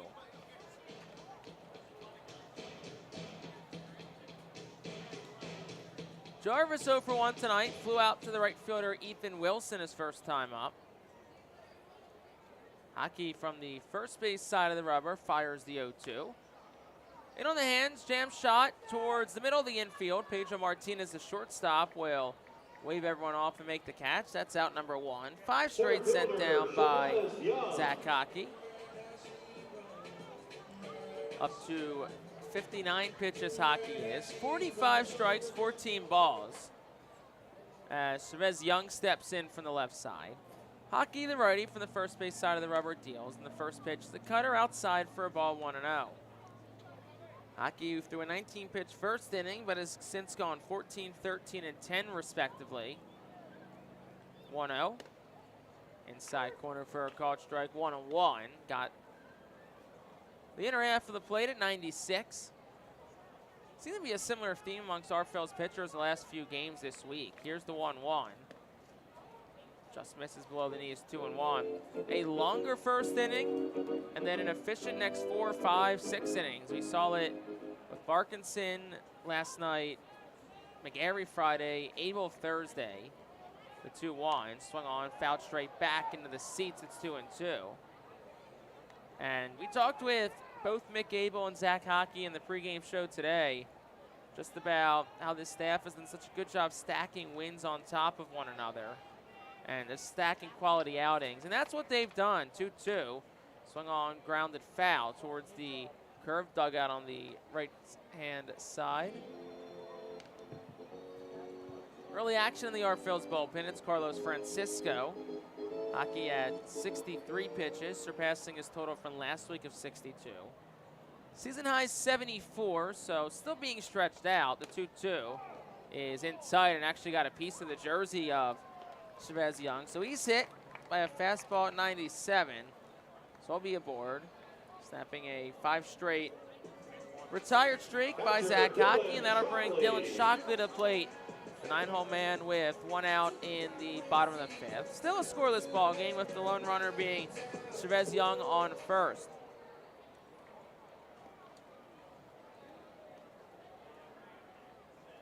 Hockey ready, steals, runner goes, pitches the ball, throw to second, is on the money, and in time. An absolute perfect throw by Cody Roberts. And Chavez Young is out at second. He is beside himself. He is not moving off the second base bag. Arms crossed, looks back at the dugout. Calix Kreb letting Gabe Alfonso know his thoughts of that. But no benefit of instant replay in the minor league level, so whatever the call on the field is goes. So Chavez Young's caught stealing. 15th runner thrown out this year by Cody Roberts. Now throwing out 25% of would-be base stealers. Here's the 1-0. Swing and a miss. It's 1-1. Just another one of those throws that's been right on the money. And McDowell and Roberts behind the plate have the improvement they have shown in throwing out base stealers has been incredible this year. The 1-1 swung and missed that. It's 1-2. Hockey now 1 strike away from getting out of the inning and perhaps the afternoon for him. But McDowell and Roberts, their throws have not been great. They have been spectacular, and they've been literally on the bag. Like Dunn, Cannon, Martin, Martinez, they haven't even had to move their glove to put the tag down. The 1-2 is on the top of the zone, and it's a called strike 3. Just the 3rd strikeout tonight for Zach Hockey, but he has been terrific tonight through 5. No runs in the inning, no hits, no errors, nobody left for the curve. We've gone through 5. Still scoreless on both ends. We'll go to the 6th on the Arfell's Radio Network. Cornwall Manor is an active senior living community on a 190-acre wooded campus in Cornwall, Lebanon County. The community offers independence and opportunities for wellness and fitness, as well as educational and musical programs and the peace of mind of having convenient health care on site. Cornwall Manor offers a range of residential choices from apartments to homes. Prospective residents are welcome to visit us for lunch and have a chance to learn more about the community. More information is available online at cornwallmanor.org. Cornwall Manor, celebrating 70 years of senior living. Our Phillies fans can continue to expect great performances all season long on the Burke's Commercial Roofing stage. It's the home of great local talent, including the Our Phillies mascot band. Burke's Commercial Roofing prides itself on being a locally owned and operated company that puts an emphasis on customer service. They provide free on-site estimates and can handle any size repair, restoration, or replacement. Visit burkscommercialroofing.com or call 610-717-3949 for more information. And don't forget to sit back, relax, and enjoy the show at the Burke's Commercial Roofing stage at America's Classic Ballpark. To enjoy a perfectly crafted 1893 from the makers of Pepsi Cola, you must first appreciate its carefully selected ingredients. A dash of cola nut extract, a hint of real sugar, a splash of sparkling water, and a generous amount of attractive spokesperson. Trust me, I'm gorgeous.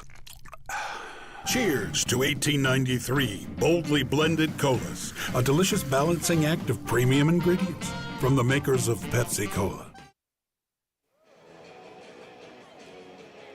Top of the 6th inning, still a scoreless ball game between the Fightin Phils and the Altoona Curve. It has certainly been a pitching clinic tonight from People's Natural Gas Field. We played 5 full innings in an hour and 3 minutes.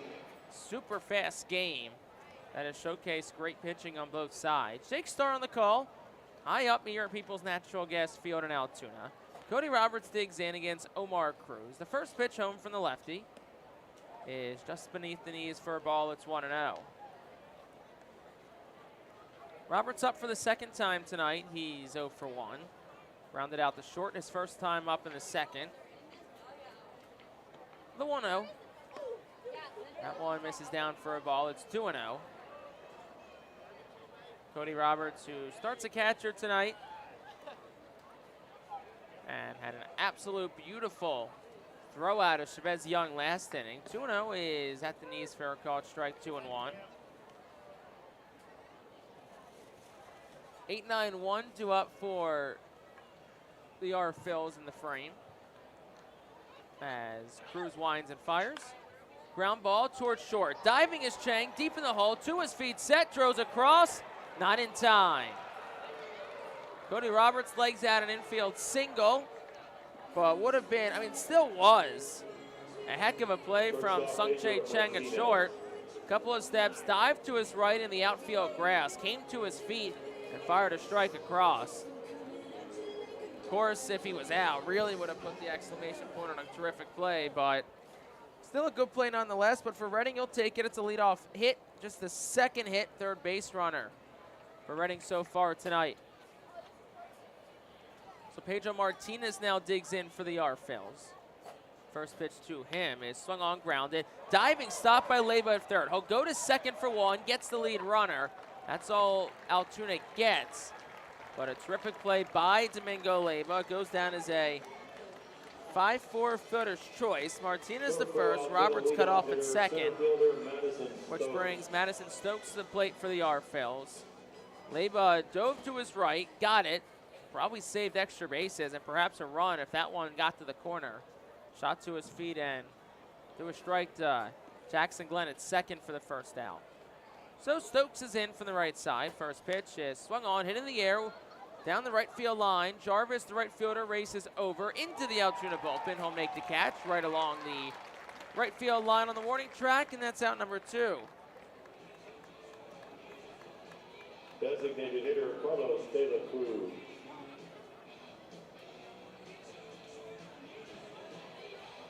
Carlos De La Cruz will dig in from the right side. Walk and a strikeout for him so far tonight. 281 hitter on the season. 18 actually home runs for De La Cruz. 47 RBIs. First pitch to him is swung on and hit foul towards the on-deck circle for the R Phils. That's where Matthew Kroon awaits. He'll bat next should De La Cruz get aboard. And time is called. Looks like an errant baseball fell from the fans in left field. So Matt Frazier will jog on over and toss it up. No balls in a strike to Carlos De La Cruz. Cruz set at the letters, and here's the 0-1. Swing and a miss, it's 0-2. So we got Cruz pitching to De La Cruz. And right now, Cruz the advantage. No balls, 2 strikes, 2 outs in the top of the 6th. Still a scoreless game as Pedro Martinez gets his lead off at first. Cruz ready at the letters. The 0-2. Swung on, foul straight back. Hits off the netting behind home plate. Count stays 0-2.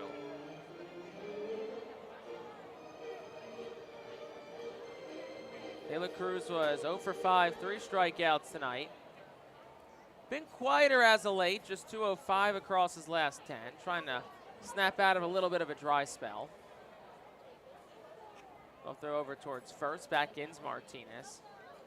De La Cruz, 3rd in the league in home runs with 18. He leads the Eastern League in hits at 99. Hit on Friday was his 99th. That surpassed Johan Rojas for the league lead. Rojas had 98 before his promotion to Philadelphia. 0-2. That's upstairs for a ball, 1-2. De La Cruz also amongst the league leaders in RBI. 2nd in the Phillies organization, minor league-wise in home runs with 18. Weston Wilson of Lehigh Valley leads the way with 23 entering today. 1-2.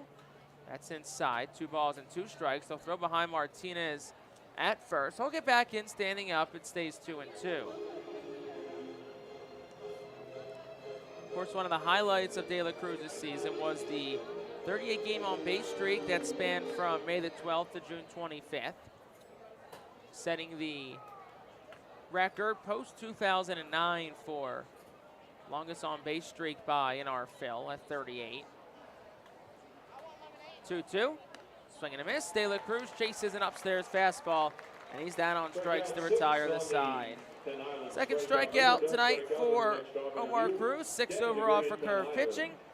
No runs in the inning. Redding did have a hit. There were no errors and 1 runner left on base. We'll go to the bottom of the 6th. We're still scoreless. Back after this on the RFL's Radio Network. The Reading Fightin' Phillies are proud to partner with Berks County Mental Health and Disabilities Program. Together, we are striking out the stigma in order to raise community awareness about mental illness and suicide prevention with 3 simple words. Are you okay? The help is to begin a conversation to show Berks County that we care. Suicide hurts and affects everyone, but help is here. We will work together to help raise awareness about suicide and identify what we can do as a community to prevent it. People in need of assistance and support should call Crisis Intervention at 610-379-2007. Spend some quality time with the family by taking them out to the ball game every Sunday home game at First Energy Stadium. Sundays are Berks Packing Sunday Family Fun Days, presented by Golden Oaks Golf Club, PA Army National Guard, Culligan Water, Aspen Home Improvements, and Rip It Baseball Town Charities batting cages. Get 4 tickets, 4 hot dogs, and 4 sodas for only $56 when purchased in advance. Join us for Berks Packing Sunday Family Fun Days at all Sunday home games all season long at First Energy Stadium. Looking for the place to have the ultimate family fun at the Fightin' Phillies game? Look no further than Capital Blue Cross Funland.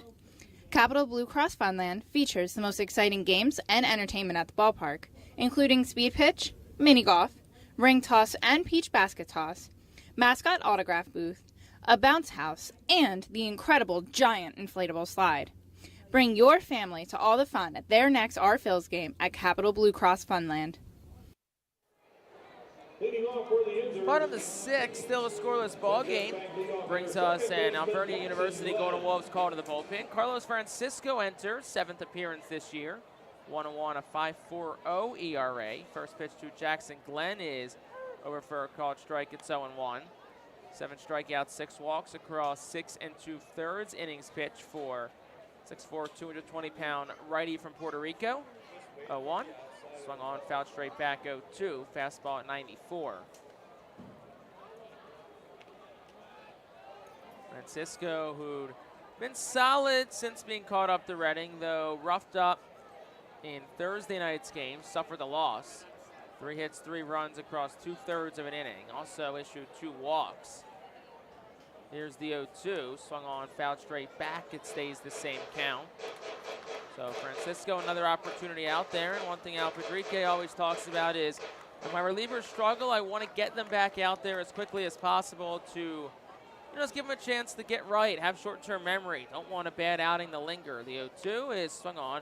Grounded towards third. It's a fair ball. Hugging the lines, Kroon fields it with a backhand, and he fires across in time for out number 1.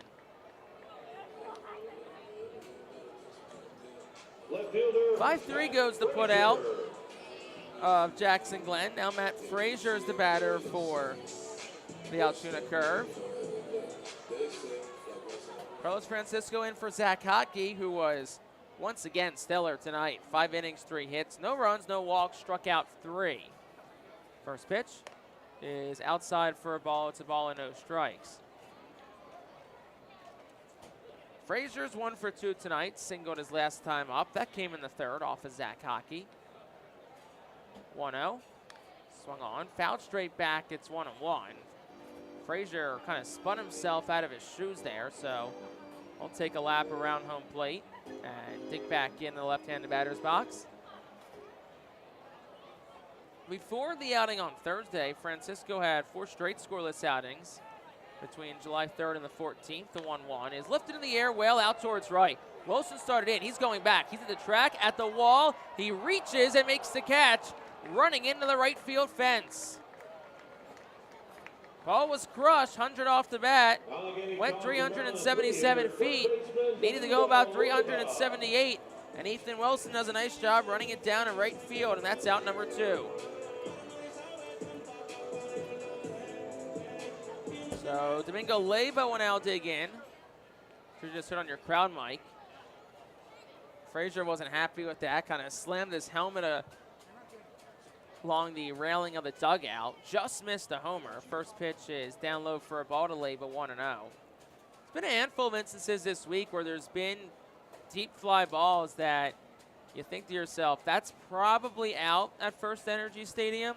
And I think that's one right there. Here's the 1-0. Swung on, ground ball, chopped towards first. Ortiz charges, and he'll tag the bag himself, and that's out number 3.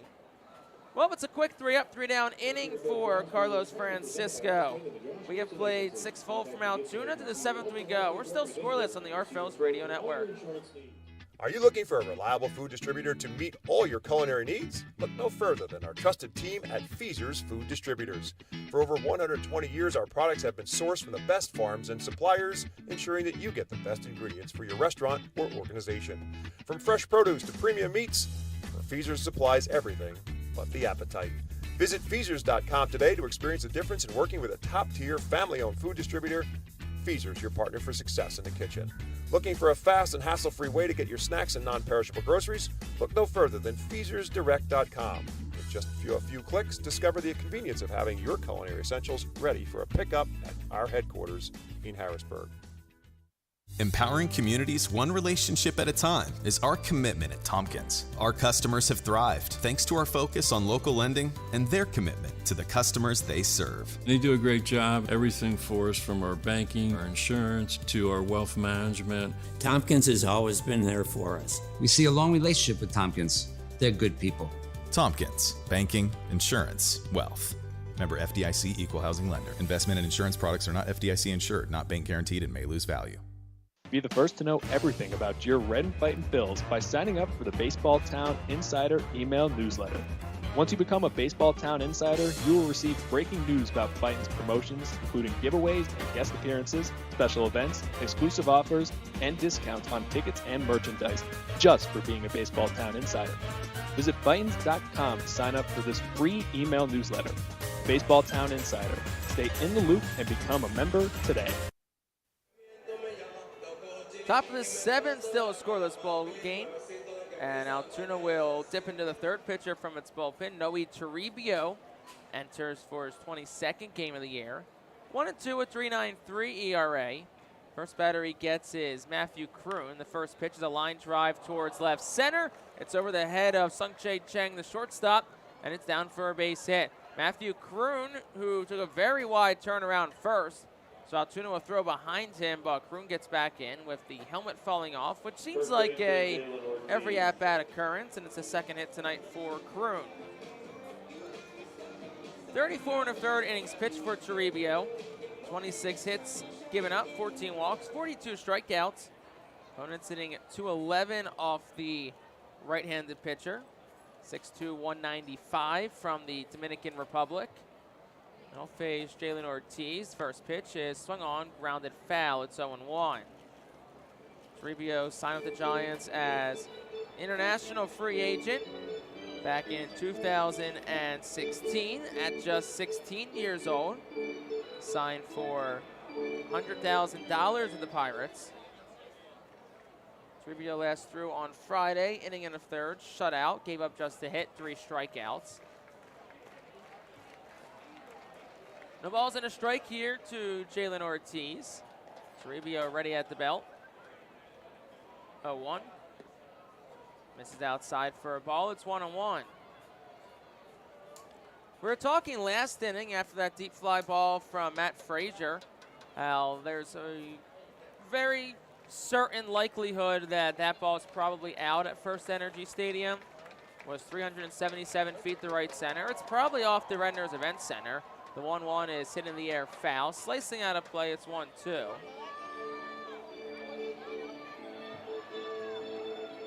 There's been a few instances this week. It's a very big ballpark to center and right. Left plays more true, but especially to right field, it's a deep ballpark.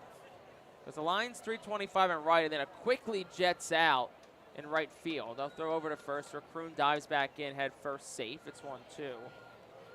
Oliver Dunn had one on Friday night that would have probably been out at home, but was caught on the warning track, and it's one that he even said, yeah, probably out at home. Big right field robbed me of a home run. 1-2 is swung on, hit back towards the middle. It bounces, fielded by Glenn.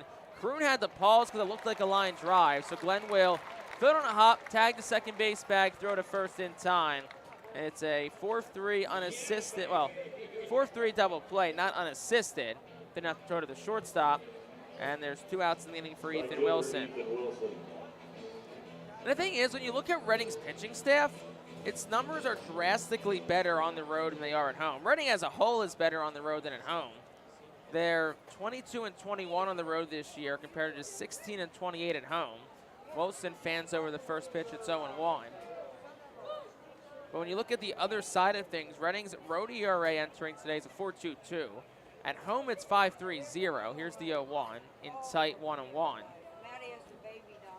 But to compound all that, pitching staff has allowed 72 home runs at home this year across 44 games. Here's the 1-1. Wilson cranks it in the air down the right field line. It is fair. It'll roll to the corner and kick off the wall. Jarvis fields it off a hop. Wilson races towards second, dives head first, and it's a 2-out double for Ethan Wilson, and the Phillies have a runner in scoring position for Cam Cannon. 16th double of the year for Ethan Wilson. Crushed it, 111 off the bat. But back to the point we were making, Reading, 72 home runs given up at home across 46 games. And across 43 road games, just 45 home runs given up. So less than 1 per game on the road, a little less than 1.5 per game at home. So obviously the smaller ballpark at home factors into that. First Energy Stadium, very much a hitter's ballpark. But of course, it goes both ways. Reading's offense has benefited a lot from the more hitter-friendly First Energy Stadium as well. But long story short, in this game with that First Energy Stadium, it's at least 1-0 right now after that deep fly ball from Matt Frazier. Cam Cannon digs in, RBI opportunity, 2 outs in the top of the 7th. Toribio's ready at the belt. Here's the first pitch home. It's a ground ball hit softly towards third. Charging Zleva, he has it, throws the first in time. And that'll retire the side here in the top of the 7th. 5-3 on the putout. No runs in the inning for the Phillies. 2 hits, 1 left. We'll go to the bottom of the 7th. Still scoreless here on the Phillies Radio Network. Nursing home neglect is a serious problem. If you or a loved one has suffered from bed sores obtained in a nursing home or a fall down in a nursing home resulting in a fracture, our friends at Swartz Culleton can help. Call the attorneys at Swartz Culleton for a free consultation. Their phone number is 1-800-JUSTICE. That's 1-800 587-8423. Once again, call 1-800-JUSTICE today. Swartz-Culleton is a proud sponsor of the Reading Fightin' Phils. International Fireworks is the official fireworks provider of the Phillies. International Fireworks shoots every fireworks show throughout the season, including 8 Mega Blast fireworks shows. International Fireworks also provides the pregame fireworks after the national anthem at each game. International Fireworks has a nearby retail store in Douglasville, Pennsylvania, where you can purchase all of your fireworks. Visit fireworksareus.com for more information about the International Fireworks retail store in Douglasville. Thanks again to International Fireworks, the official fireworks provider of the Phillies. There's a weekend in July where the baseball world revolves around a village in upstate New York. Baseball Hall of Fame induction weekend in Cooperstown is an unforgettable experience filled with family-friendly activities and priceless moments. Make your plans today for July 21st through the 24th for the induction of Fred McGriff and Scott Rowland as the class of 2023. Visit baseballhall.org today for the entire schedule. See you in Cooperstown, where the journey becomes legend. Stretch time from People's Natural Gas Field. As you can hear, Take Me Out to the Ball Game. Playing here at the ballpark on this Sunday evening from Central Pennsylvania. We're still scoreless in the bottom of the 7th, and just had a beautiful rendition of God Bless America performed on top of the curved dugout. And now Altoona mascot Loco is leading the chorus and Take Me Out to the Ball Game atop the curved dugout on the first base side. We're going to have a new pitcher in for Reading here in the 7th. It's Dominic Pipkin, making his 5th appearance for Reading. He's pitched just 5 innings, a 1.80 ERA, 6 strikeouts, no walks. Did pitch earlier this week on Thursday, went an inning, gave up 2 hits and an earned run, no walks and a strikeout, gave up a home run as well. That came in the 9th inning. It was an insurance run off the bat of Mason Martin for Altoona. But first 3 appearances for the Phillies since being called up from Jersey Shore have been 3 straight scoreless outings. So Carlos Francisco's day's done. Went just an inning, no runs, no hits, no walks, or strikeouts. And he followed Zach Hockey, who was terrific tonight. 5 innings, 3 hits, no runs, no walks, 3 strikeouts. And on the Altoona side, the pitching, as you'd expect in a 0-0 game, has been terrific as well. Braxton Ashcraft got the start. He went 3 perfect innings. And then Omar Cruz got the next 3. He went 3, gave up 2 hits, no runs, a walk and 2 strikeouts. So that's where we stand. We're still scoreless, bottom of the 7th. Mason Martin will dig in, and the first pitch to him is swung on, flared in the air, left side, foul territory. Kroon gives chase. The third baseman will not be able to catch up to it. It's 0-1. Martin's 0 for 2 tonight, a pair of strikeouts. Like we said, he got the Pipkin the other night. Time's going to be called, as looks like there may have been a loose ball down the left field line by the Fightin' Phil's bullpen. The 0-1. Swinging a miss, 0-2. Nice off-speed pitch from Dominic Pipkin. Dropped that curveball in at 80. And Martin will ask for time as he's down in the count. No balls and 2 strikes. Once again, I'm Jake Starr. Thanks for joining myself tonight and all weekend long here in Altoona. Final game of a 6-game series between the Fightin' Phils and the Curve. Also, final of the season series, the 0-2, is down low 1-2. Rubber match of the season series, currently tied at 5 games apiece. Altoona won 3 of 5 out in Reading the last week in April, 1-2 home. And that's at the knees, a called strike 3. Fastball at 99 from Dominic Pipkin. First out of the inning, 3rd time Mason Martin's been struck out tonight. Reading pitching has just 4 strikeouts tonight, and 3 of them have come of Mason Martin.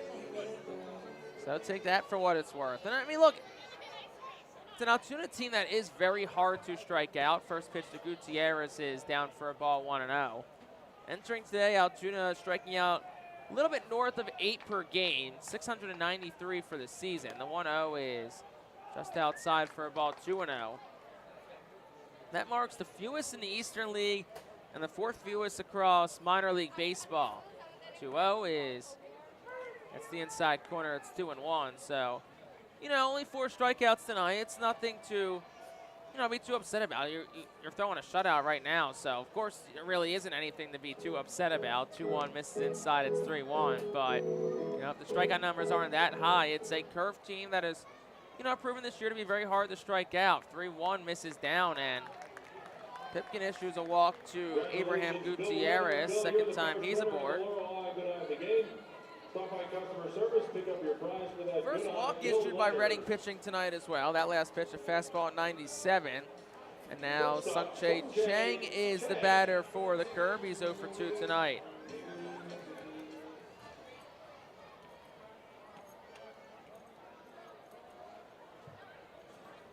Chang in from the left side. First pitch to him is down the chute for a called strike. It's 0-1.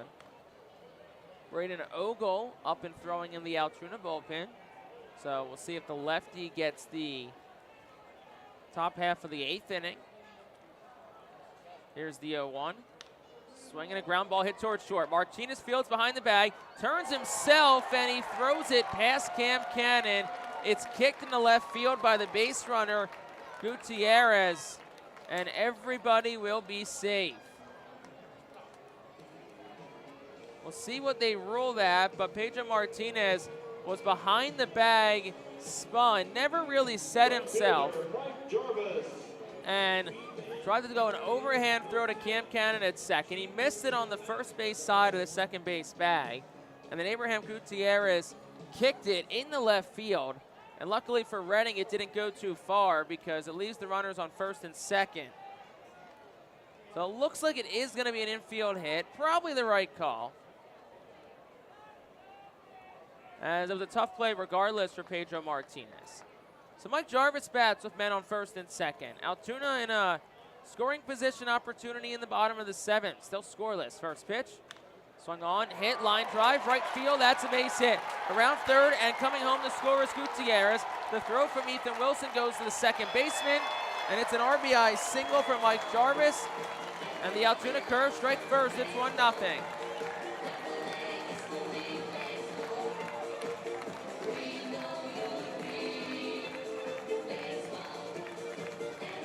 Sung-Chae Chang went first to third on the play.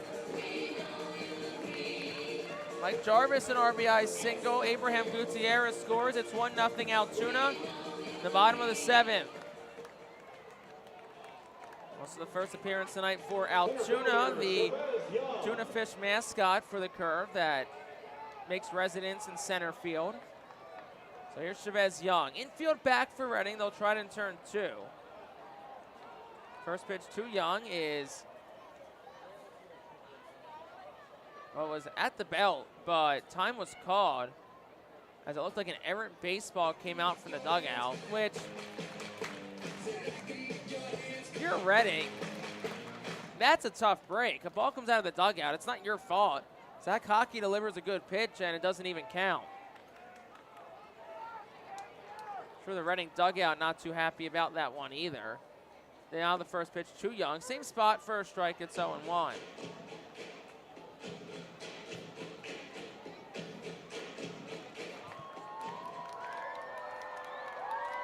Man on the corners for Chavez Young. Altoona up by 1, looking to tack on more. Here's the 0-1. This is upstairs for a ball. It's 1-1.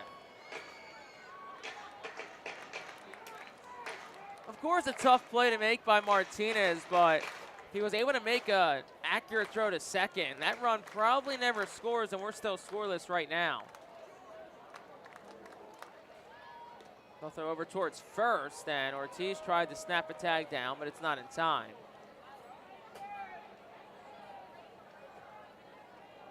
So now it's back-to-back outings with runs allowed by Dominic Pipkin after 3 straight scoreless outings to begin his Reading tenure. 1-1. Swung on, hit in the air, foul, left field line, it's 1-2.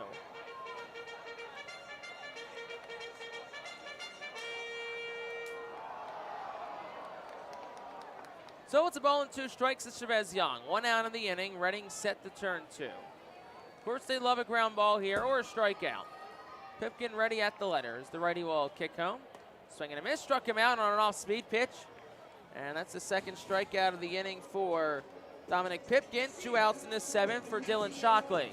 Catcher Dylan Shockley.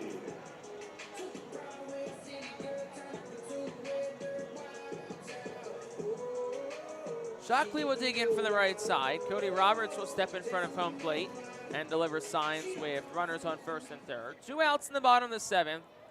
Altoona leads 1-0. Reading trying to keep it at that. Pipkin, long pause. Deals home. It's down low for a ball, 1-0. Fastball at 98 from Dominic Pipkin. Dylan Shockley, the batter. He's 0 for 2 tonight. Cade is last time up. It's a ball and no strikes. Pitch runner goes. It is on the outside corner for a called strike. There will be no throw. With that stolen base, It'll be a stolen base for Mike Jarvis. That's his second in as many games for Altoona. Can't roll a defensive indifference because the guy on third. So still a stolen base. Here's the 1-1. It's swing on. Ground ball towards the middle. Cannon slides behind the bag, fielded. Low throw to first. Ortiz digs it up, and he held the bag, and that will retire the side in the 7th. Another nice infield play all around and a good stretch by Jalen Ortiz. 1 run for Altoona in the inning. They did it on a pair of hits. There were no errors, and 2 Altoona runners left on base. Curve up 1-0. We'll go to the 8th. After this on the Our Phillies Radio Network. Nursing home neglect is a serious problem. If you or a loved one has suffered from bed sores obtained in a nursing home or a fall down in a nursing home resulting in a fracture, our friends at Swartz Culleton can help. Call the attorneys at Swartz Culleton for a free consultation. Their phone number is 1-800-JUSTICE. That's 1-800-587-8423. Once again, call 1-800-JUSTICE today. Swartz Culleton is a proud sponsor of the Reading Fightin' Phils.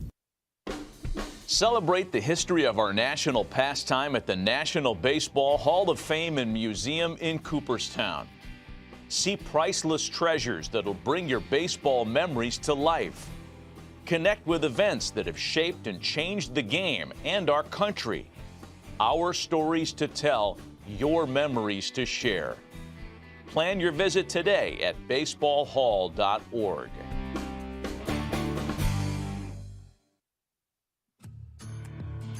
The Reading Fightin' Phil's birthday package is the best way to celebrate a birthday. Whether you're a youngster or an adult, there's no better birthday than a Fightin' Phil's birthday. The Fightin' Fan birthday package is customizable for fans of any age and starts at just $130. Base packages include 10 general admission tickets to a Fightin's home game, an autographed baseball, and a VIP reserved parking spot. Fans can also add a wide variety of experiences and options to make sure your favorite Fightin's fan's birthday is a grand slam.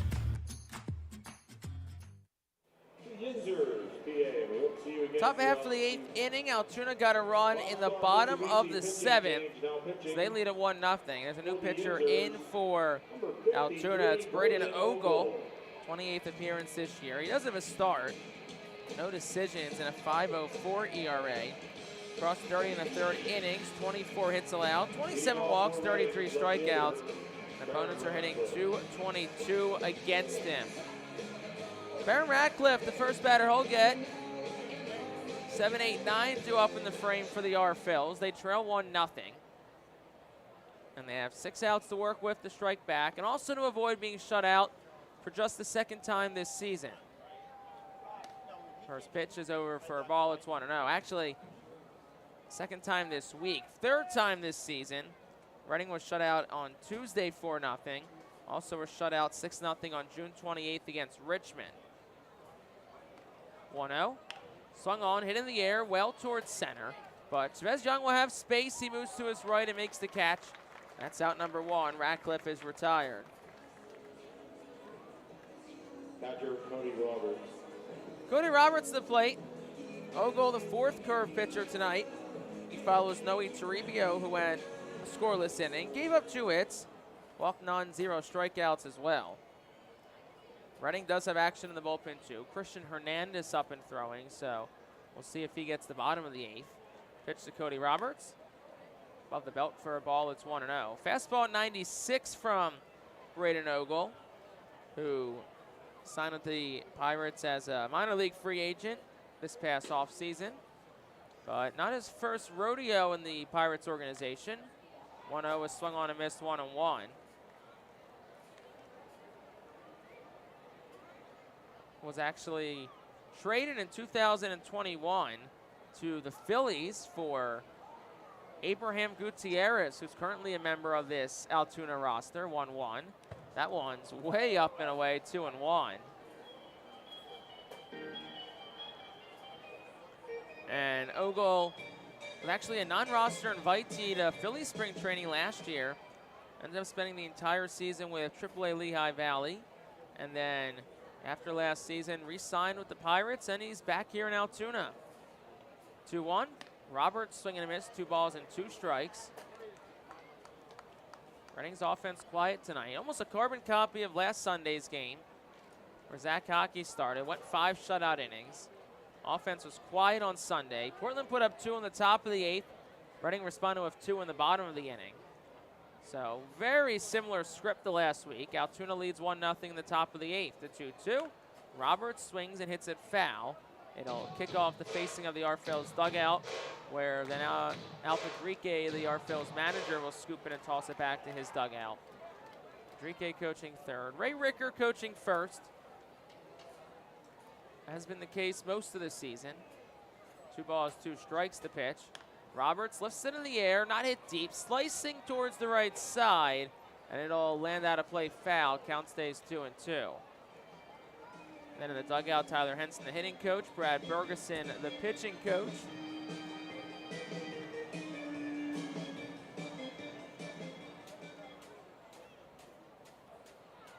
The rest of this Reading Fightin' Phils, who see themselves down 1-0 to the Altoona Curve. Top of the 8th, here's the 2-2. That's outside, 3 balls, 2 strikes to Cody Roberts. Game 6 of this week set. Altoona won Tuesday, Thursday. Reading winners Wednesday, and then the last 2 Friday, Saturday. Altoona looking for a series split. Here's the 3-2. Roberts broken back, ground ball to short. Chang has it on a couple of hops. He'll throw across the first in time. And that is out number 2, and Pedro Martinez the batter.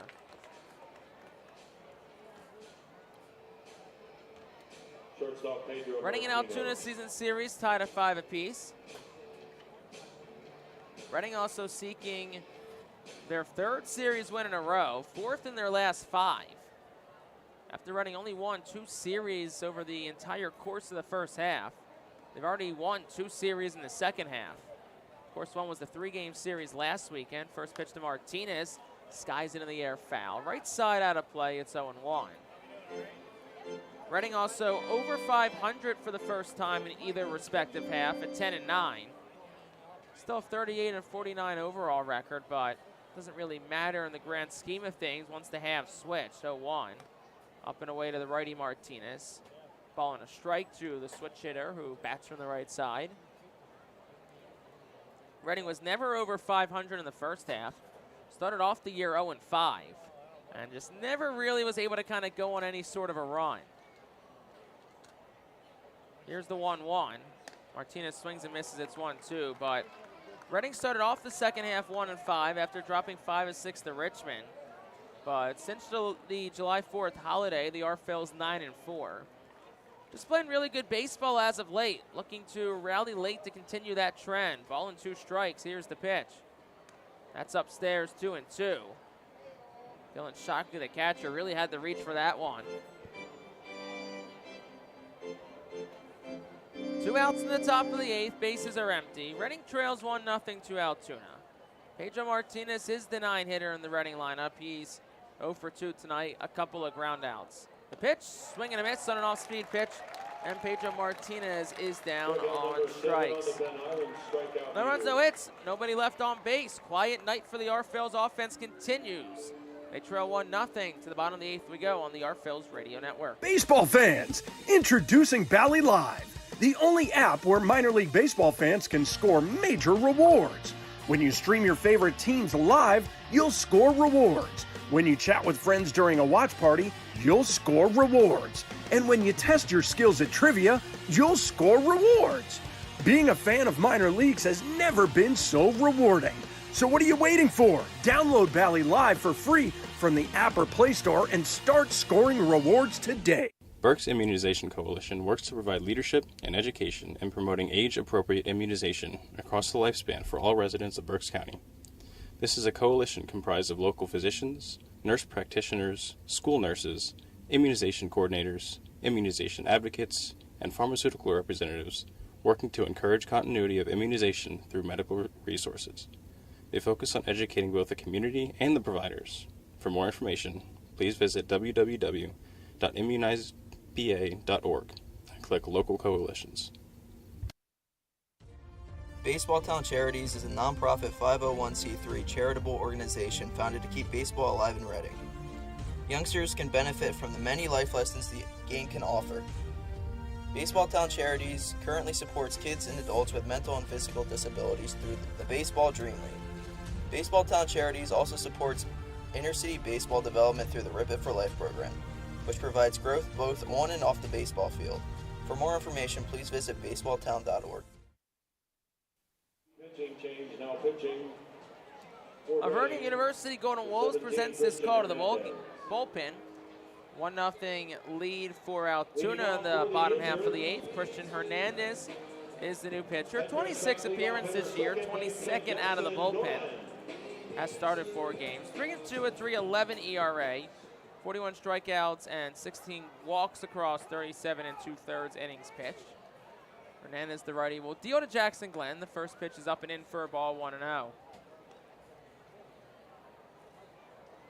First pitch, a fastball from Hernandez at 92. 1-0 home. That's down the chute for a called strike. It's 1-1. Hernandez in relief of Dominic Pipkin. Also the 4th pitcher today to throw. Pipkin went an inning, gave up 2 hits and a run. Walk and 2 strikeouts. Here's the 1-1. Outside for a ball, it's 2-1. Pipkin currently in line for the loss unless Reading's able to mount a comeback in the 9th inning.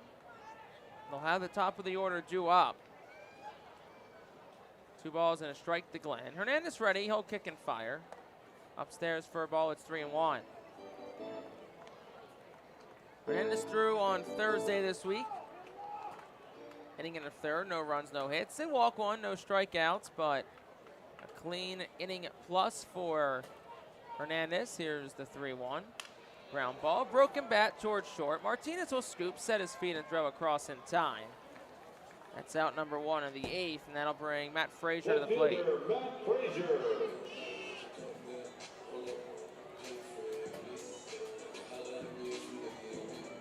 Frazier will dig in from the left side. Frazier's 1 for 3 tonight. Singled back in the 3rd, and then a couple of flyouts to right field, including the one that we talked about, probably a home run at most other ballparks. First pitch home is breaking pitch dropped in for a called strike. It's 0-1. There is action in the Altoona bullpen. Oliver Garcia up and throwing, so looks like he may get the 9th and the save situation. Well, time called again as Garcia airmailed a throw to their bullpen catcher, so they have to get that back. So here we go, no balls and a strike with 1 out to Matt Frazier. Hernandez, the righty, works against the lefty Frazier. Lefty's hitting .306 this season off of Christian Hernandez. To the contrary, righties are just at .214. 0-1. Swing and a miss on a breaking pitch that was up in the zone at 85. It's no balls and 2 strikes.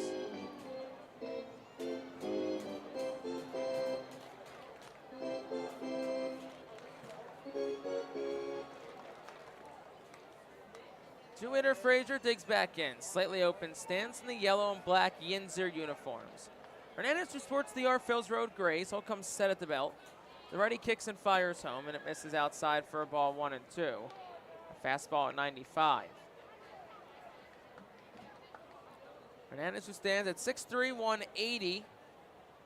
Native of Venezuela, where he signed out of with the Phillies as international free agent in 2017. Frazier rockets foul ball off the facing of the Altoona dugout, causing some of his teammates to duck and cover. Tossed back in by Blake Butler, the first base coach. Calix Crabb, the manager of the team, coaches third. Blake Butler, the integrated baseball performance coach, the 1-2, swing and a miss. And Matt Frazier's down on strikes.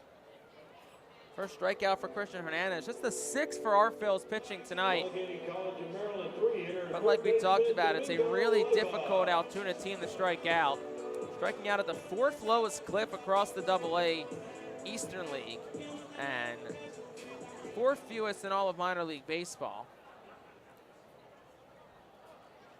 At just 8.2 per game. Entered today at 693. Next one will be number 700 on the year. Here's Domingo Labo with 2 outs. First pitch to him is inside for a ball 1-0.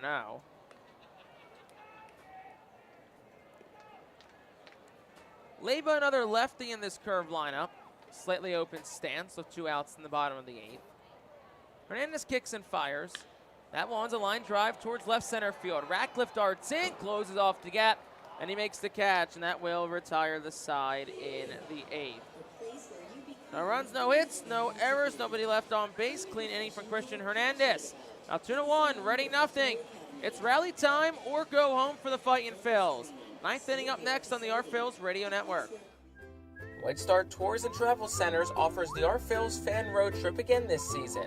It's your chance to hit the road with other Our Phils fans, see an Our Phils road game, meet with an Our Phils player, and also see an Iron Pigs and Phillies road game. The White Star Our Phils road trip visits Altoona, Toledo, and Cleveland from Thursday, July 20th until Sunday, July 23rd. See the Our Phils in Altoona Thursday, meet with an Our Phils player or coach, then head to Toledo Friday and Cleveland Saturday to see many former Fightins in action. The trip heads back to Reading on Sunday. Visit the customer service booth for more info on the White Star Our Phils fan road trip to Altoona, Toledo, and Cleveland. Space is very limited, so sign up today. You can add a delicious all-you-can-eat buffet to any Reading Fightin' Phils game ticket for only $21. This selection includes barbecue chicken sandwiches, cheeseburgers, hamburgers, hot dogs, corn, pasta salad, baked beans, potato salad, chips, cookies, and so much more. Drinks feature all Pepsi products. Call the Fightins at 610-370-BALL. Order online at ourphils.com or visit the Customers Bank ticket office at First Energy Stadium. Top of the 9th inning, Altoona 1, Reading nothing. Our Phils need a run to at least keep the game going and also to avoid their 3rd shutout of the season and 2nd one this week. Oliver Garcia, the new arm for Altoona, his 29th appearance. He's 5-1, a 4.80 ERA, 5 for 6 in save opportunities across 30 innings, allowed 27 hits, 18 walks, 37 strikeouts, and opponents are hitting .239 against him. Madison Stokes will dig in from the right side, a leadoff man in the Reading lineup. 0 for 3 tonight, Reading 3 outs to work with to get at least the run to keep the game moving. First pitch is on the outside corner for a called strike, 0-1. Reading is 1-37 this year when trailing after 8 innings, 0 for 17 on the road. Here's the 0-1. It's in tight. That hit Stokes. Or did it get a piece of his bat, or did it get nothing? There's been no signal from anybody. It looks like it's just a ball. So it must have gone over Madison Stokes, so a ball and a strike. Reading's lone win when trailing after 8 this year came against Harrisburg when Max McDowell hit a game-winning walk-off home run, the 1-1. Inside again, up over the head of Stokes. It's 2-1. Reading just 4 hits tonight, Altoona 5. As the Our Phils look to win another series, Altoona looking to salvage themselves a split. 2-1 home. And Stokes will pound it in the ground foul down the left field line, and it's 2-2. After tonight, Reading then takes the 3-hour trip back east on the Pennsylvania Turnpike. I get back into Reading around midnight tonight before Turning around for a Tuesday morning game or afternoon against Binghamton. 2-2 is upstairs for a ball 3-2. First pitch for that game is set for 12 o'clock noon against the Rumble Ponies for the annual Camp Kid game. 3 balls, 2 strikes to Madison Stokes. Garcia is ready and deals. And that's way outside, ball 4. Hits off the backstop. And Madison Stokes works himself a leadoff walk. Well, with the heart of the Reading lineup coming up, Madison Stokes gets the job done any leadoff hitter needs to do, and that's work a walk.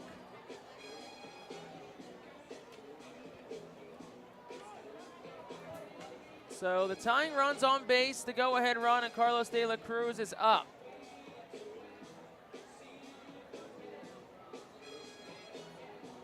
Both bullpens are quiet. Now there's action in the Reading bullpen. Ryan Kirkering, who gets up and throws. So it looks like if this game goes the 9th, it'll be him. We also wonder maybe if it's a tie game situation, maybe Christian Hernandez stays in. He's gone multiple innings this year, out of the bullpen too, as well as an opener. And if Reading's to take the lead, then it's Kirkering in for a save opportunity.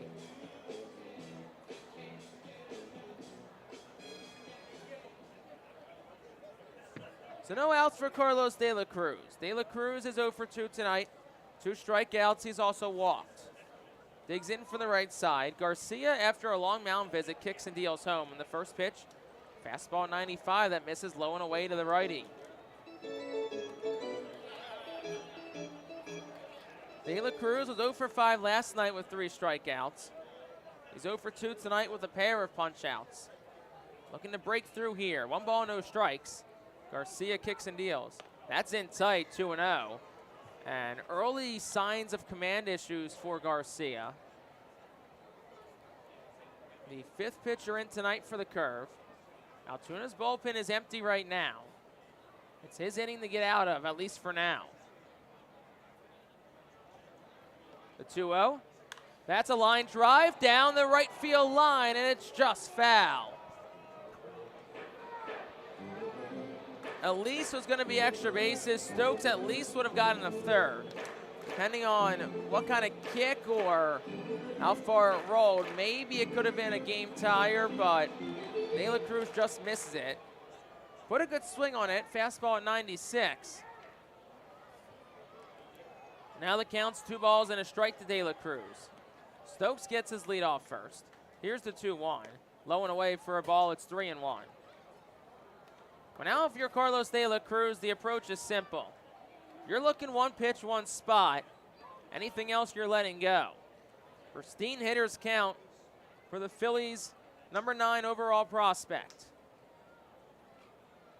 3-1 pitch.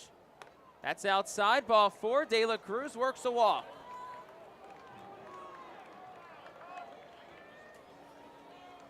Back-to-back walks issued by Oliver Garcia. That'll prompt a mound visit from Scott Alarton, the interim pitching coach for this Altoona team.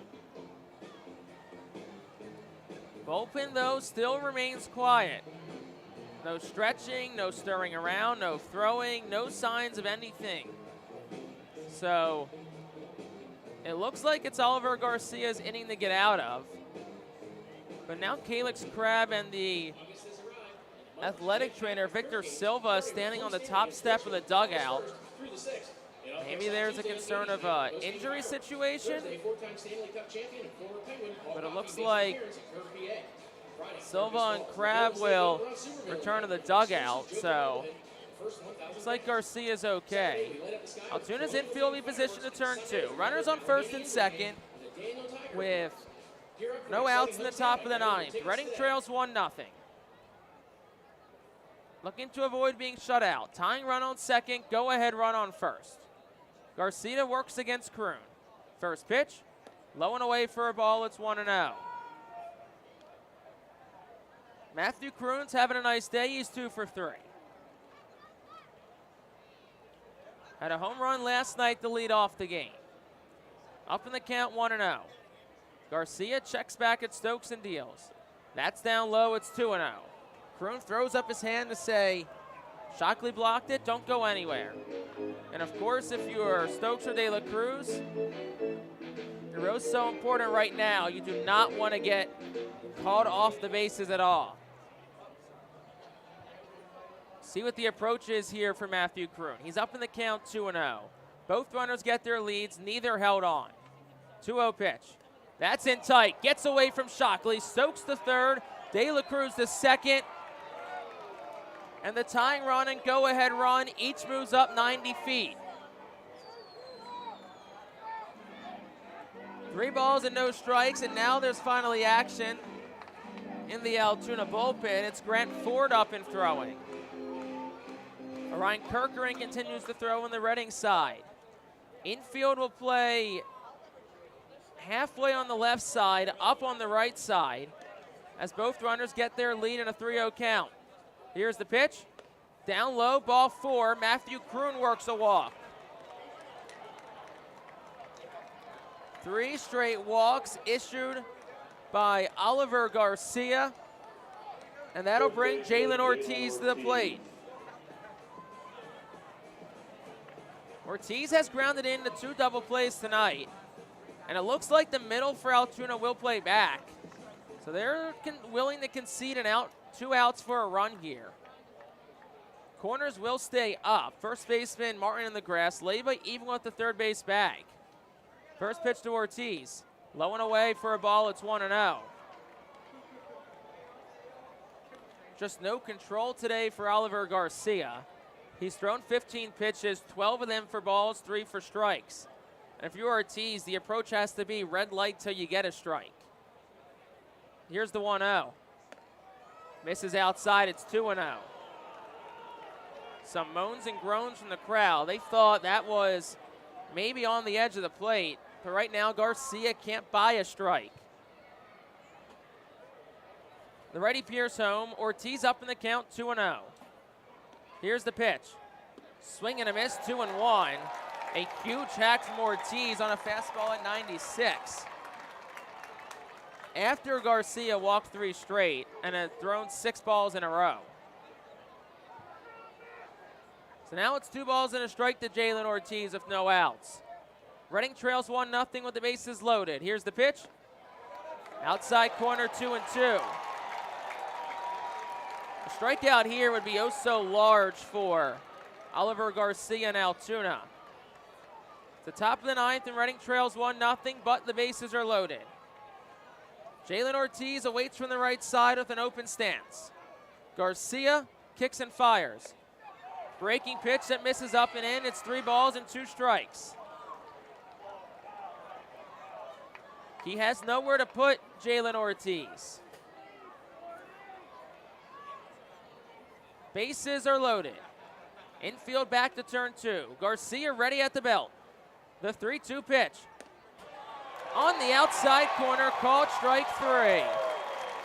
Jalen Ortiz thought it was ball 4. He's letting home plate umpires and Exedek know it, and he will walk back towards the dugout. He's already been ejected twice now, 3 times this season. And Jalen Ortiz is letting Zdenek Exedek hear it after that called strike 3. Al Patrique will push it back to the dugout, and Jalen Ortiz is still yelling at home plate umpires and Exedek.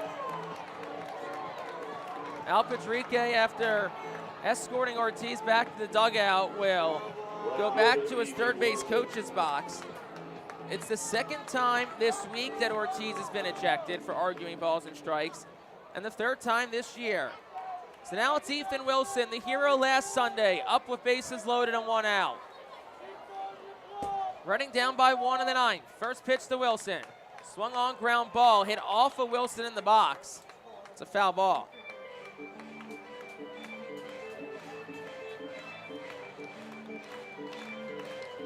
So if Ortiz ejected, we'll see what Reading does defensively when this game goes to the 9th. De La Cruz the DH, so he can't come in to play first.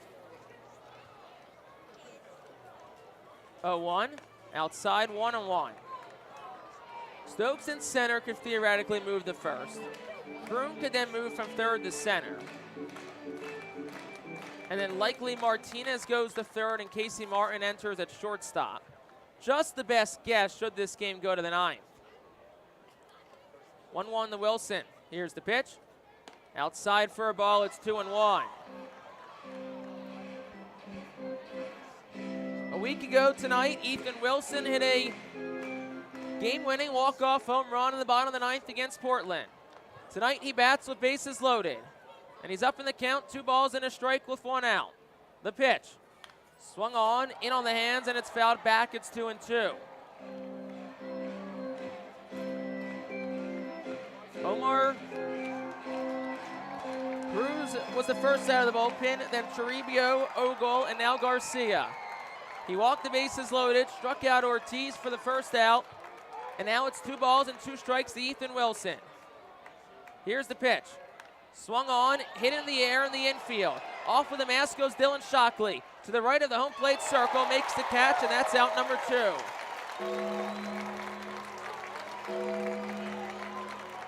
And Reading's hopes tonight come down to Cam Cannon.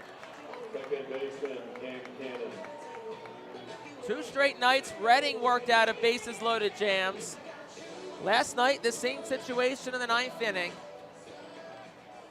Altoona loaded the bases, but Brett Schultz worked out of it. Bases loaded, 2 outs, top of the 9th. Reading trails 1-0, Cam Cannon the batter. First pitch from Garcia, swing and a miss, it's 0-1. Stokes leads off third, he's the tying run. De La Cruz off second, the go-ahead run, and Kroon trails them and he leads off first. The 0-1 pitch. In tight to Cam Cannon, it's 1-1. That was the 27th pitch in the inning for Oliver Garcia. He's thrown 17 balls and just 10 strikes. Righty on righty matchup as he comes set at the belt. The 1-1. Cannon swinging a drive in the air towards left. Going back is Frazier. He's at the track. He's at the wall. He reaches and he makes the catch, and the ball game is over. Cam Cannon came about a foot away from a go-ahead grand slam home run. But they say baseball is a game of inches, and it's epitomized right there by that play and left by Matt Frazier. Reading loaded the bases with no outs, but Oliver Garcia buckles down and gets a strikeout, a pop out, and a fly out to end the game, pick up the save, and give Altoona a series split. And the second time this week, Reading's been shut out on the bookend dates of this series. And also the third time this year, the Phillies have been blanked. In the inning for Reading, no runs, no hits, there were no errors, and they left 3 runners on base. In total, it was a 29-pitch inning for Oliver Garcia, who didn't have his best stuff. But the righty works out of it, and Reading falls 1-0 as the team split this week's 6-game series, and Altoona wins the season series 6-5.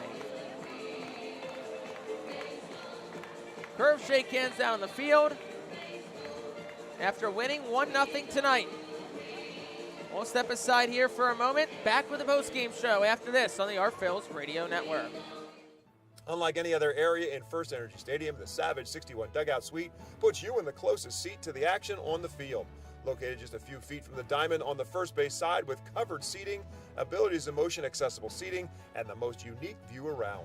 Your group will thank you over and over again for this one-of-a-kind experience. Tickets for the Dugout Suite start at $27 and include options to add food and drink packages.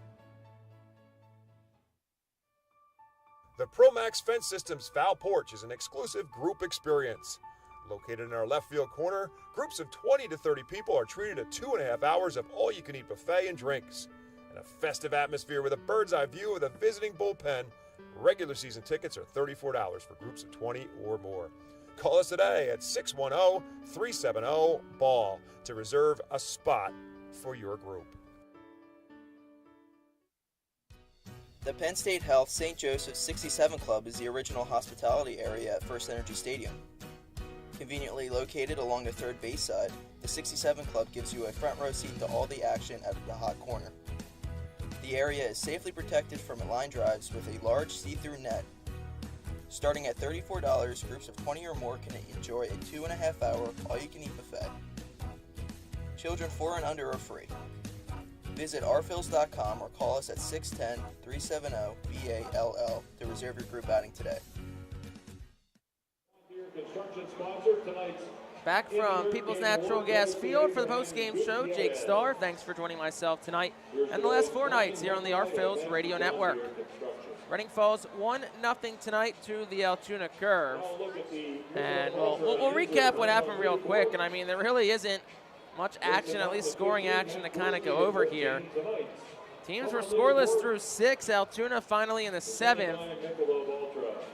Off of Dominic Pipkin, Abraham Gutierrez walked, Sung-Chae Cheng singled, and then Mike Jarvis had an RBI single to score Gutierrez. And that was all the scoring Altoona needed tonight. They win 1-0. Reading had opportunities. Got a runner on second in the 4th on a walk and a single. A couple of hits in the 6th, had a hit, a couple of hits in the 7th, including Ethan Wilson double. But really the best chance for Reading tonight came in the 9th when they loaded up the bases with no outs. Jalen Ortiz struck out looking, got ejected. Ethan Wilson popped out to the catcher, and then Cam Cannon hit a ball 332 feet, needed to go 333, and it would have been a go-ahead grand slam home run for Cam Cannon. But Matt Frazier on the left ran it down, made the catch, and gave the Curve the 1-0 win. Was a pitcher's duel tonight, too. Zach Hockey, another tip of the cap to him. We talked to him on the pregame show. If you missed that, we talked to Hockey and Mick Abel tonight, and 2 really good conversations. So if you're listening, whether on YouTube, Twitch, Facebook, once we're done here, you can slide back to the beginning towards our pregame show and give that a listen. You hear our conversation with Hockey and Mick Abel. But Hockey, second start with Reading, really good tonight. 5 innings, 3 hits, no runs, no walks, 3 strikeouts, in a no decision. And got to give Braxton Ashcraft some credit. Really set the tone tonight for this Altoona pitching staff. 3 innings, perfect innings, no runs, no hits, no walks, and 4 strikeouts. But Altoona just needed the 1 run. They get the 1-0 win tonight. Hockey, Francisco, and Hernandez all had scoreless outings. Pipkin threw an inning, gave up 2 hits, gave up an earned run, and eventually suffered the loss. We'll have final lines and numbers in just a moment. For Altoona, it was a 6-pitcher effort. Ashcraft went 3, Cruz 3, then Toribio, Ogle, and Garcia all went an inning apiece to help Altoona secure the win. They used 7 pitchers in Tuesday's 4-0 shutout, and they used 5 in tonight's 5-1-0 shutout. Second time Reading was shut out this week, 3rd time this season. All have come in the last month. June 28th to Richmond, Tuesday the 18th against Altoona, and then tonight against the Curve. They fall 1-0. So that's how it all went down. We'll step aside one last time, final numbers, and we'll look ahead to next week after this on the Phillies Radio Network. The Altoona Group Deck is a great spot for all fans of a summer picnic and great tailgate atmosphere.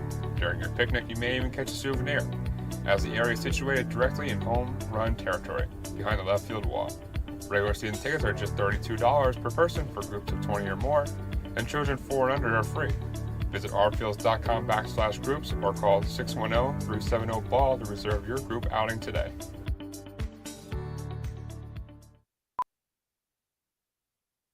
The Louisiana Swamplands. Out here, you're either lunch or you're enjoying it. Make sure you end up on top with the all-powerful lineup of Kia SUVs, like the Telluride, Sportage, and Sorento, equipped with available all-wheel drive, higher ground clearance, and the interior capacity to bring everything you need, so you'll always remain more than a gator's length ahead. Visit your local Kia dealer today to find your next adventure in our ever-capable lineup of SUVs. Kia, movement that inspires. Call 800-3334-KIA for details. Always drive safely. Are you looking for a reliable food distributor to meet all your culinary needs? Look no further than our trusted team at Feaser's Food Distributors.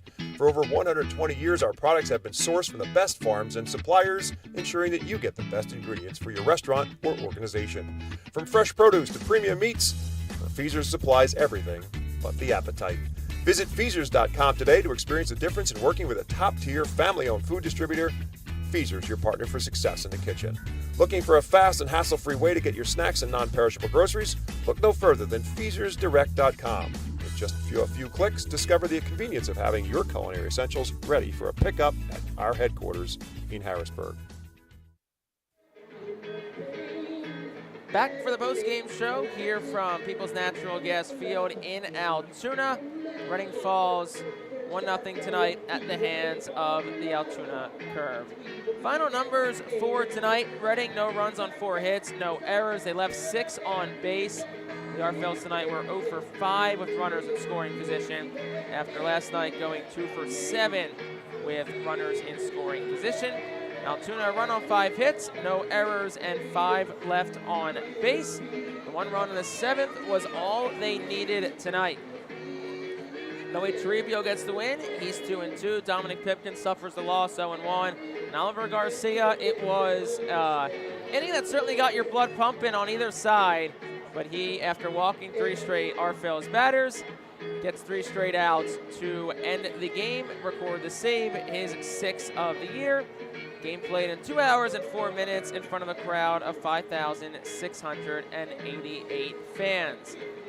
Reading with the loss falls to 10-10 in the second half. They're 38-50 overall in the season. Altoona with the win is 8-10 in the second half.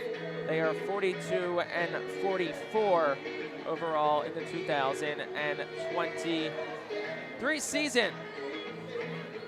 With that, Altoona and Reading split this week's 6-game series, 3-3. Altoona wins Tuesday, Thursday, Sunday.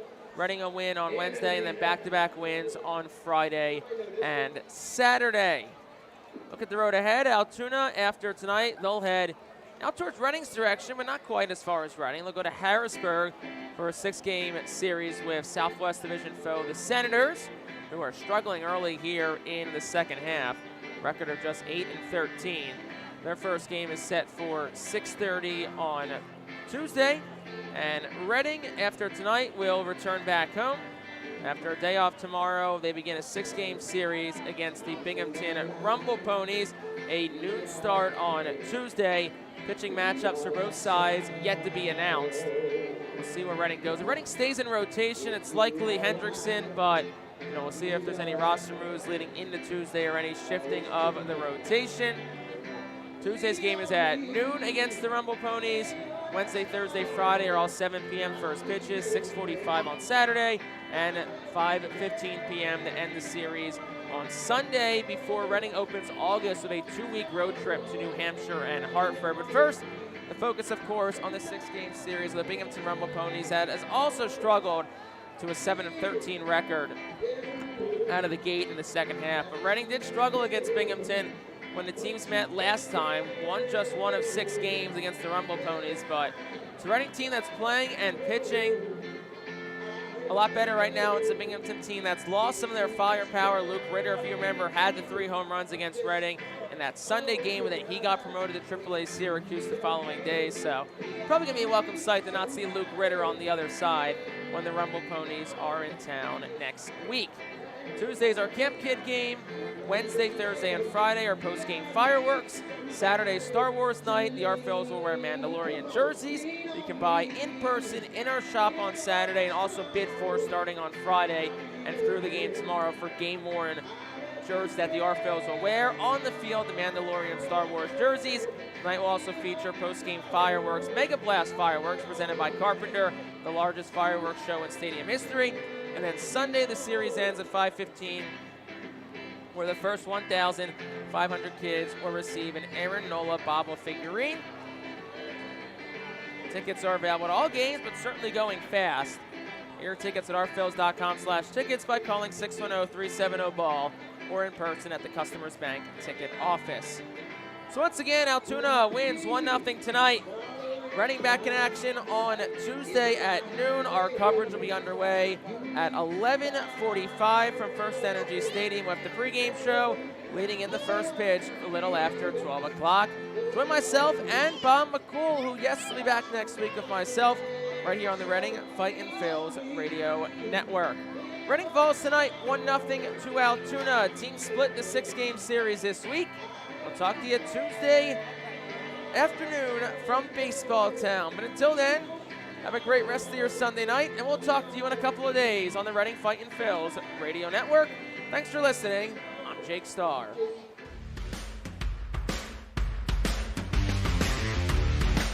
This has been a presentation of the Phillies Radio Network.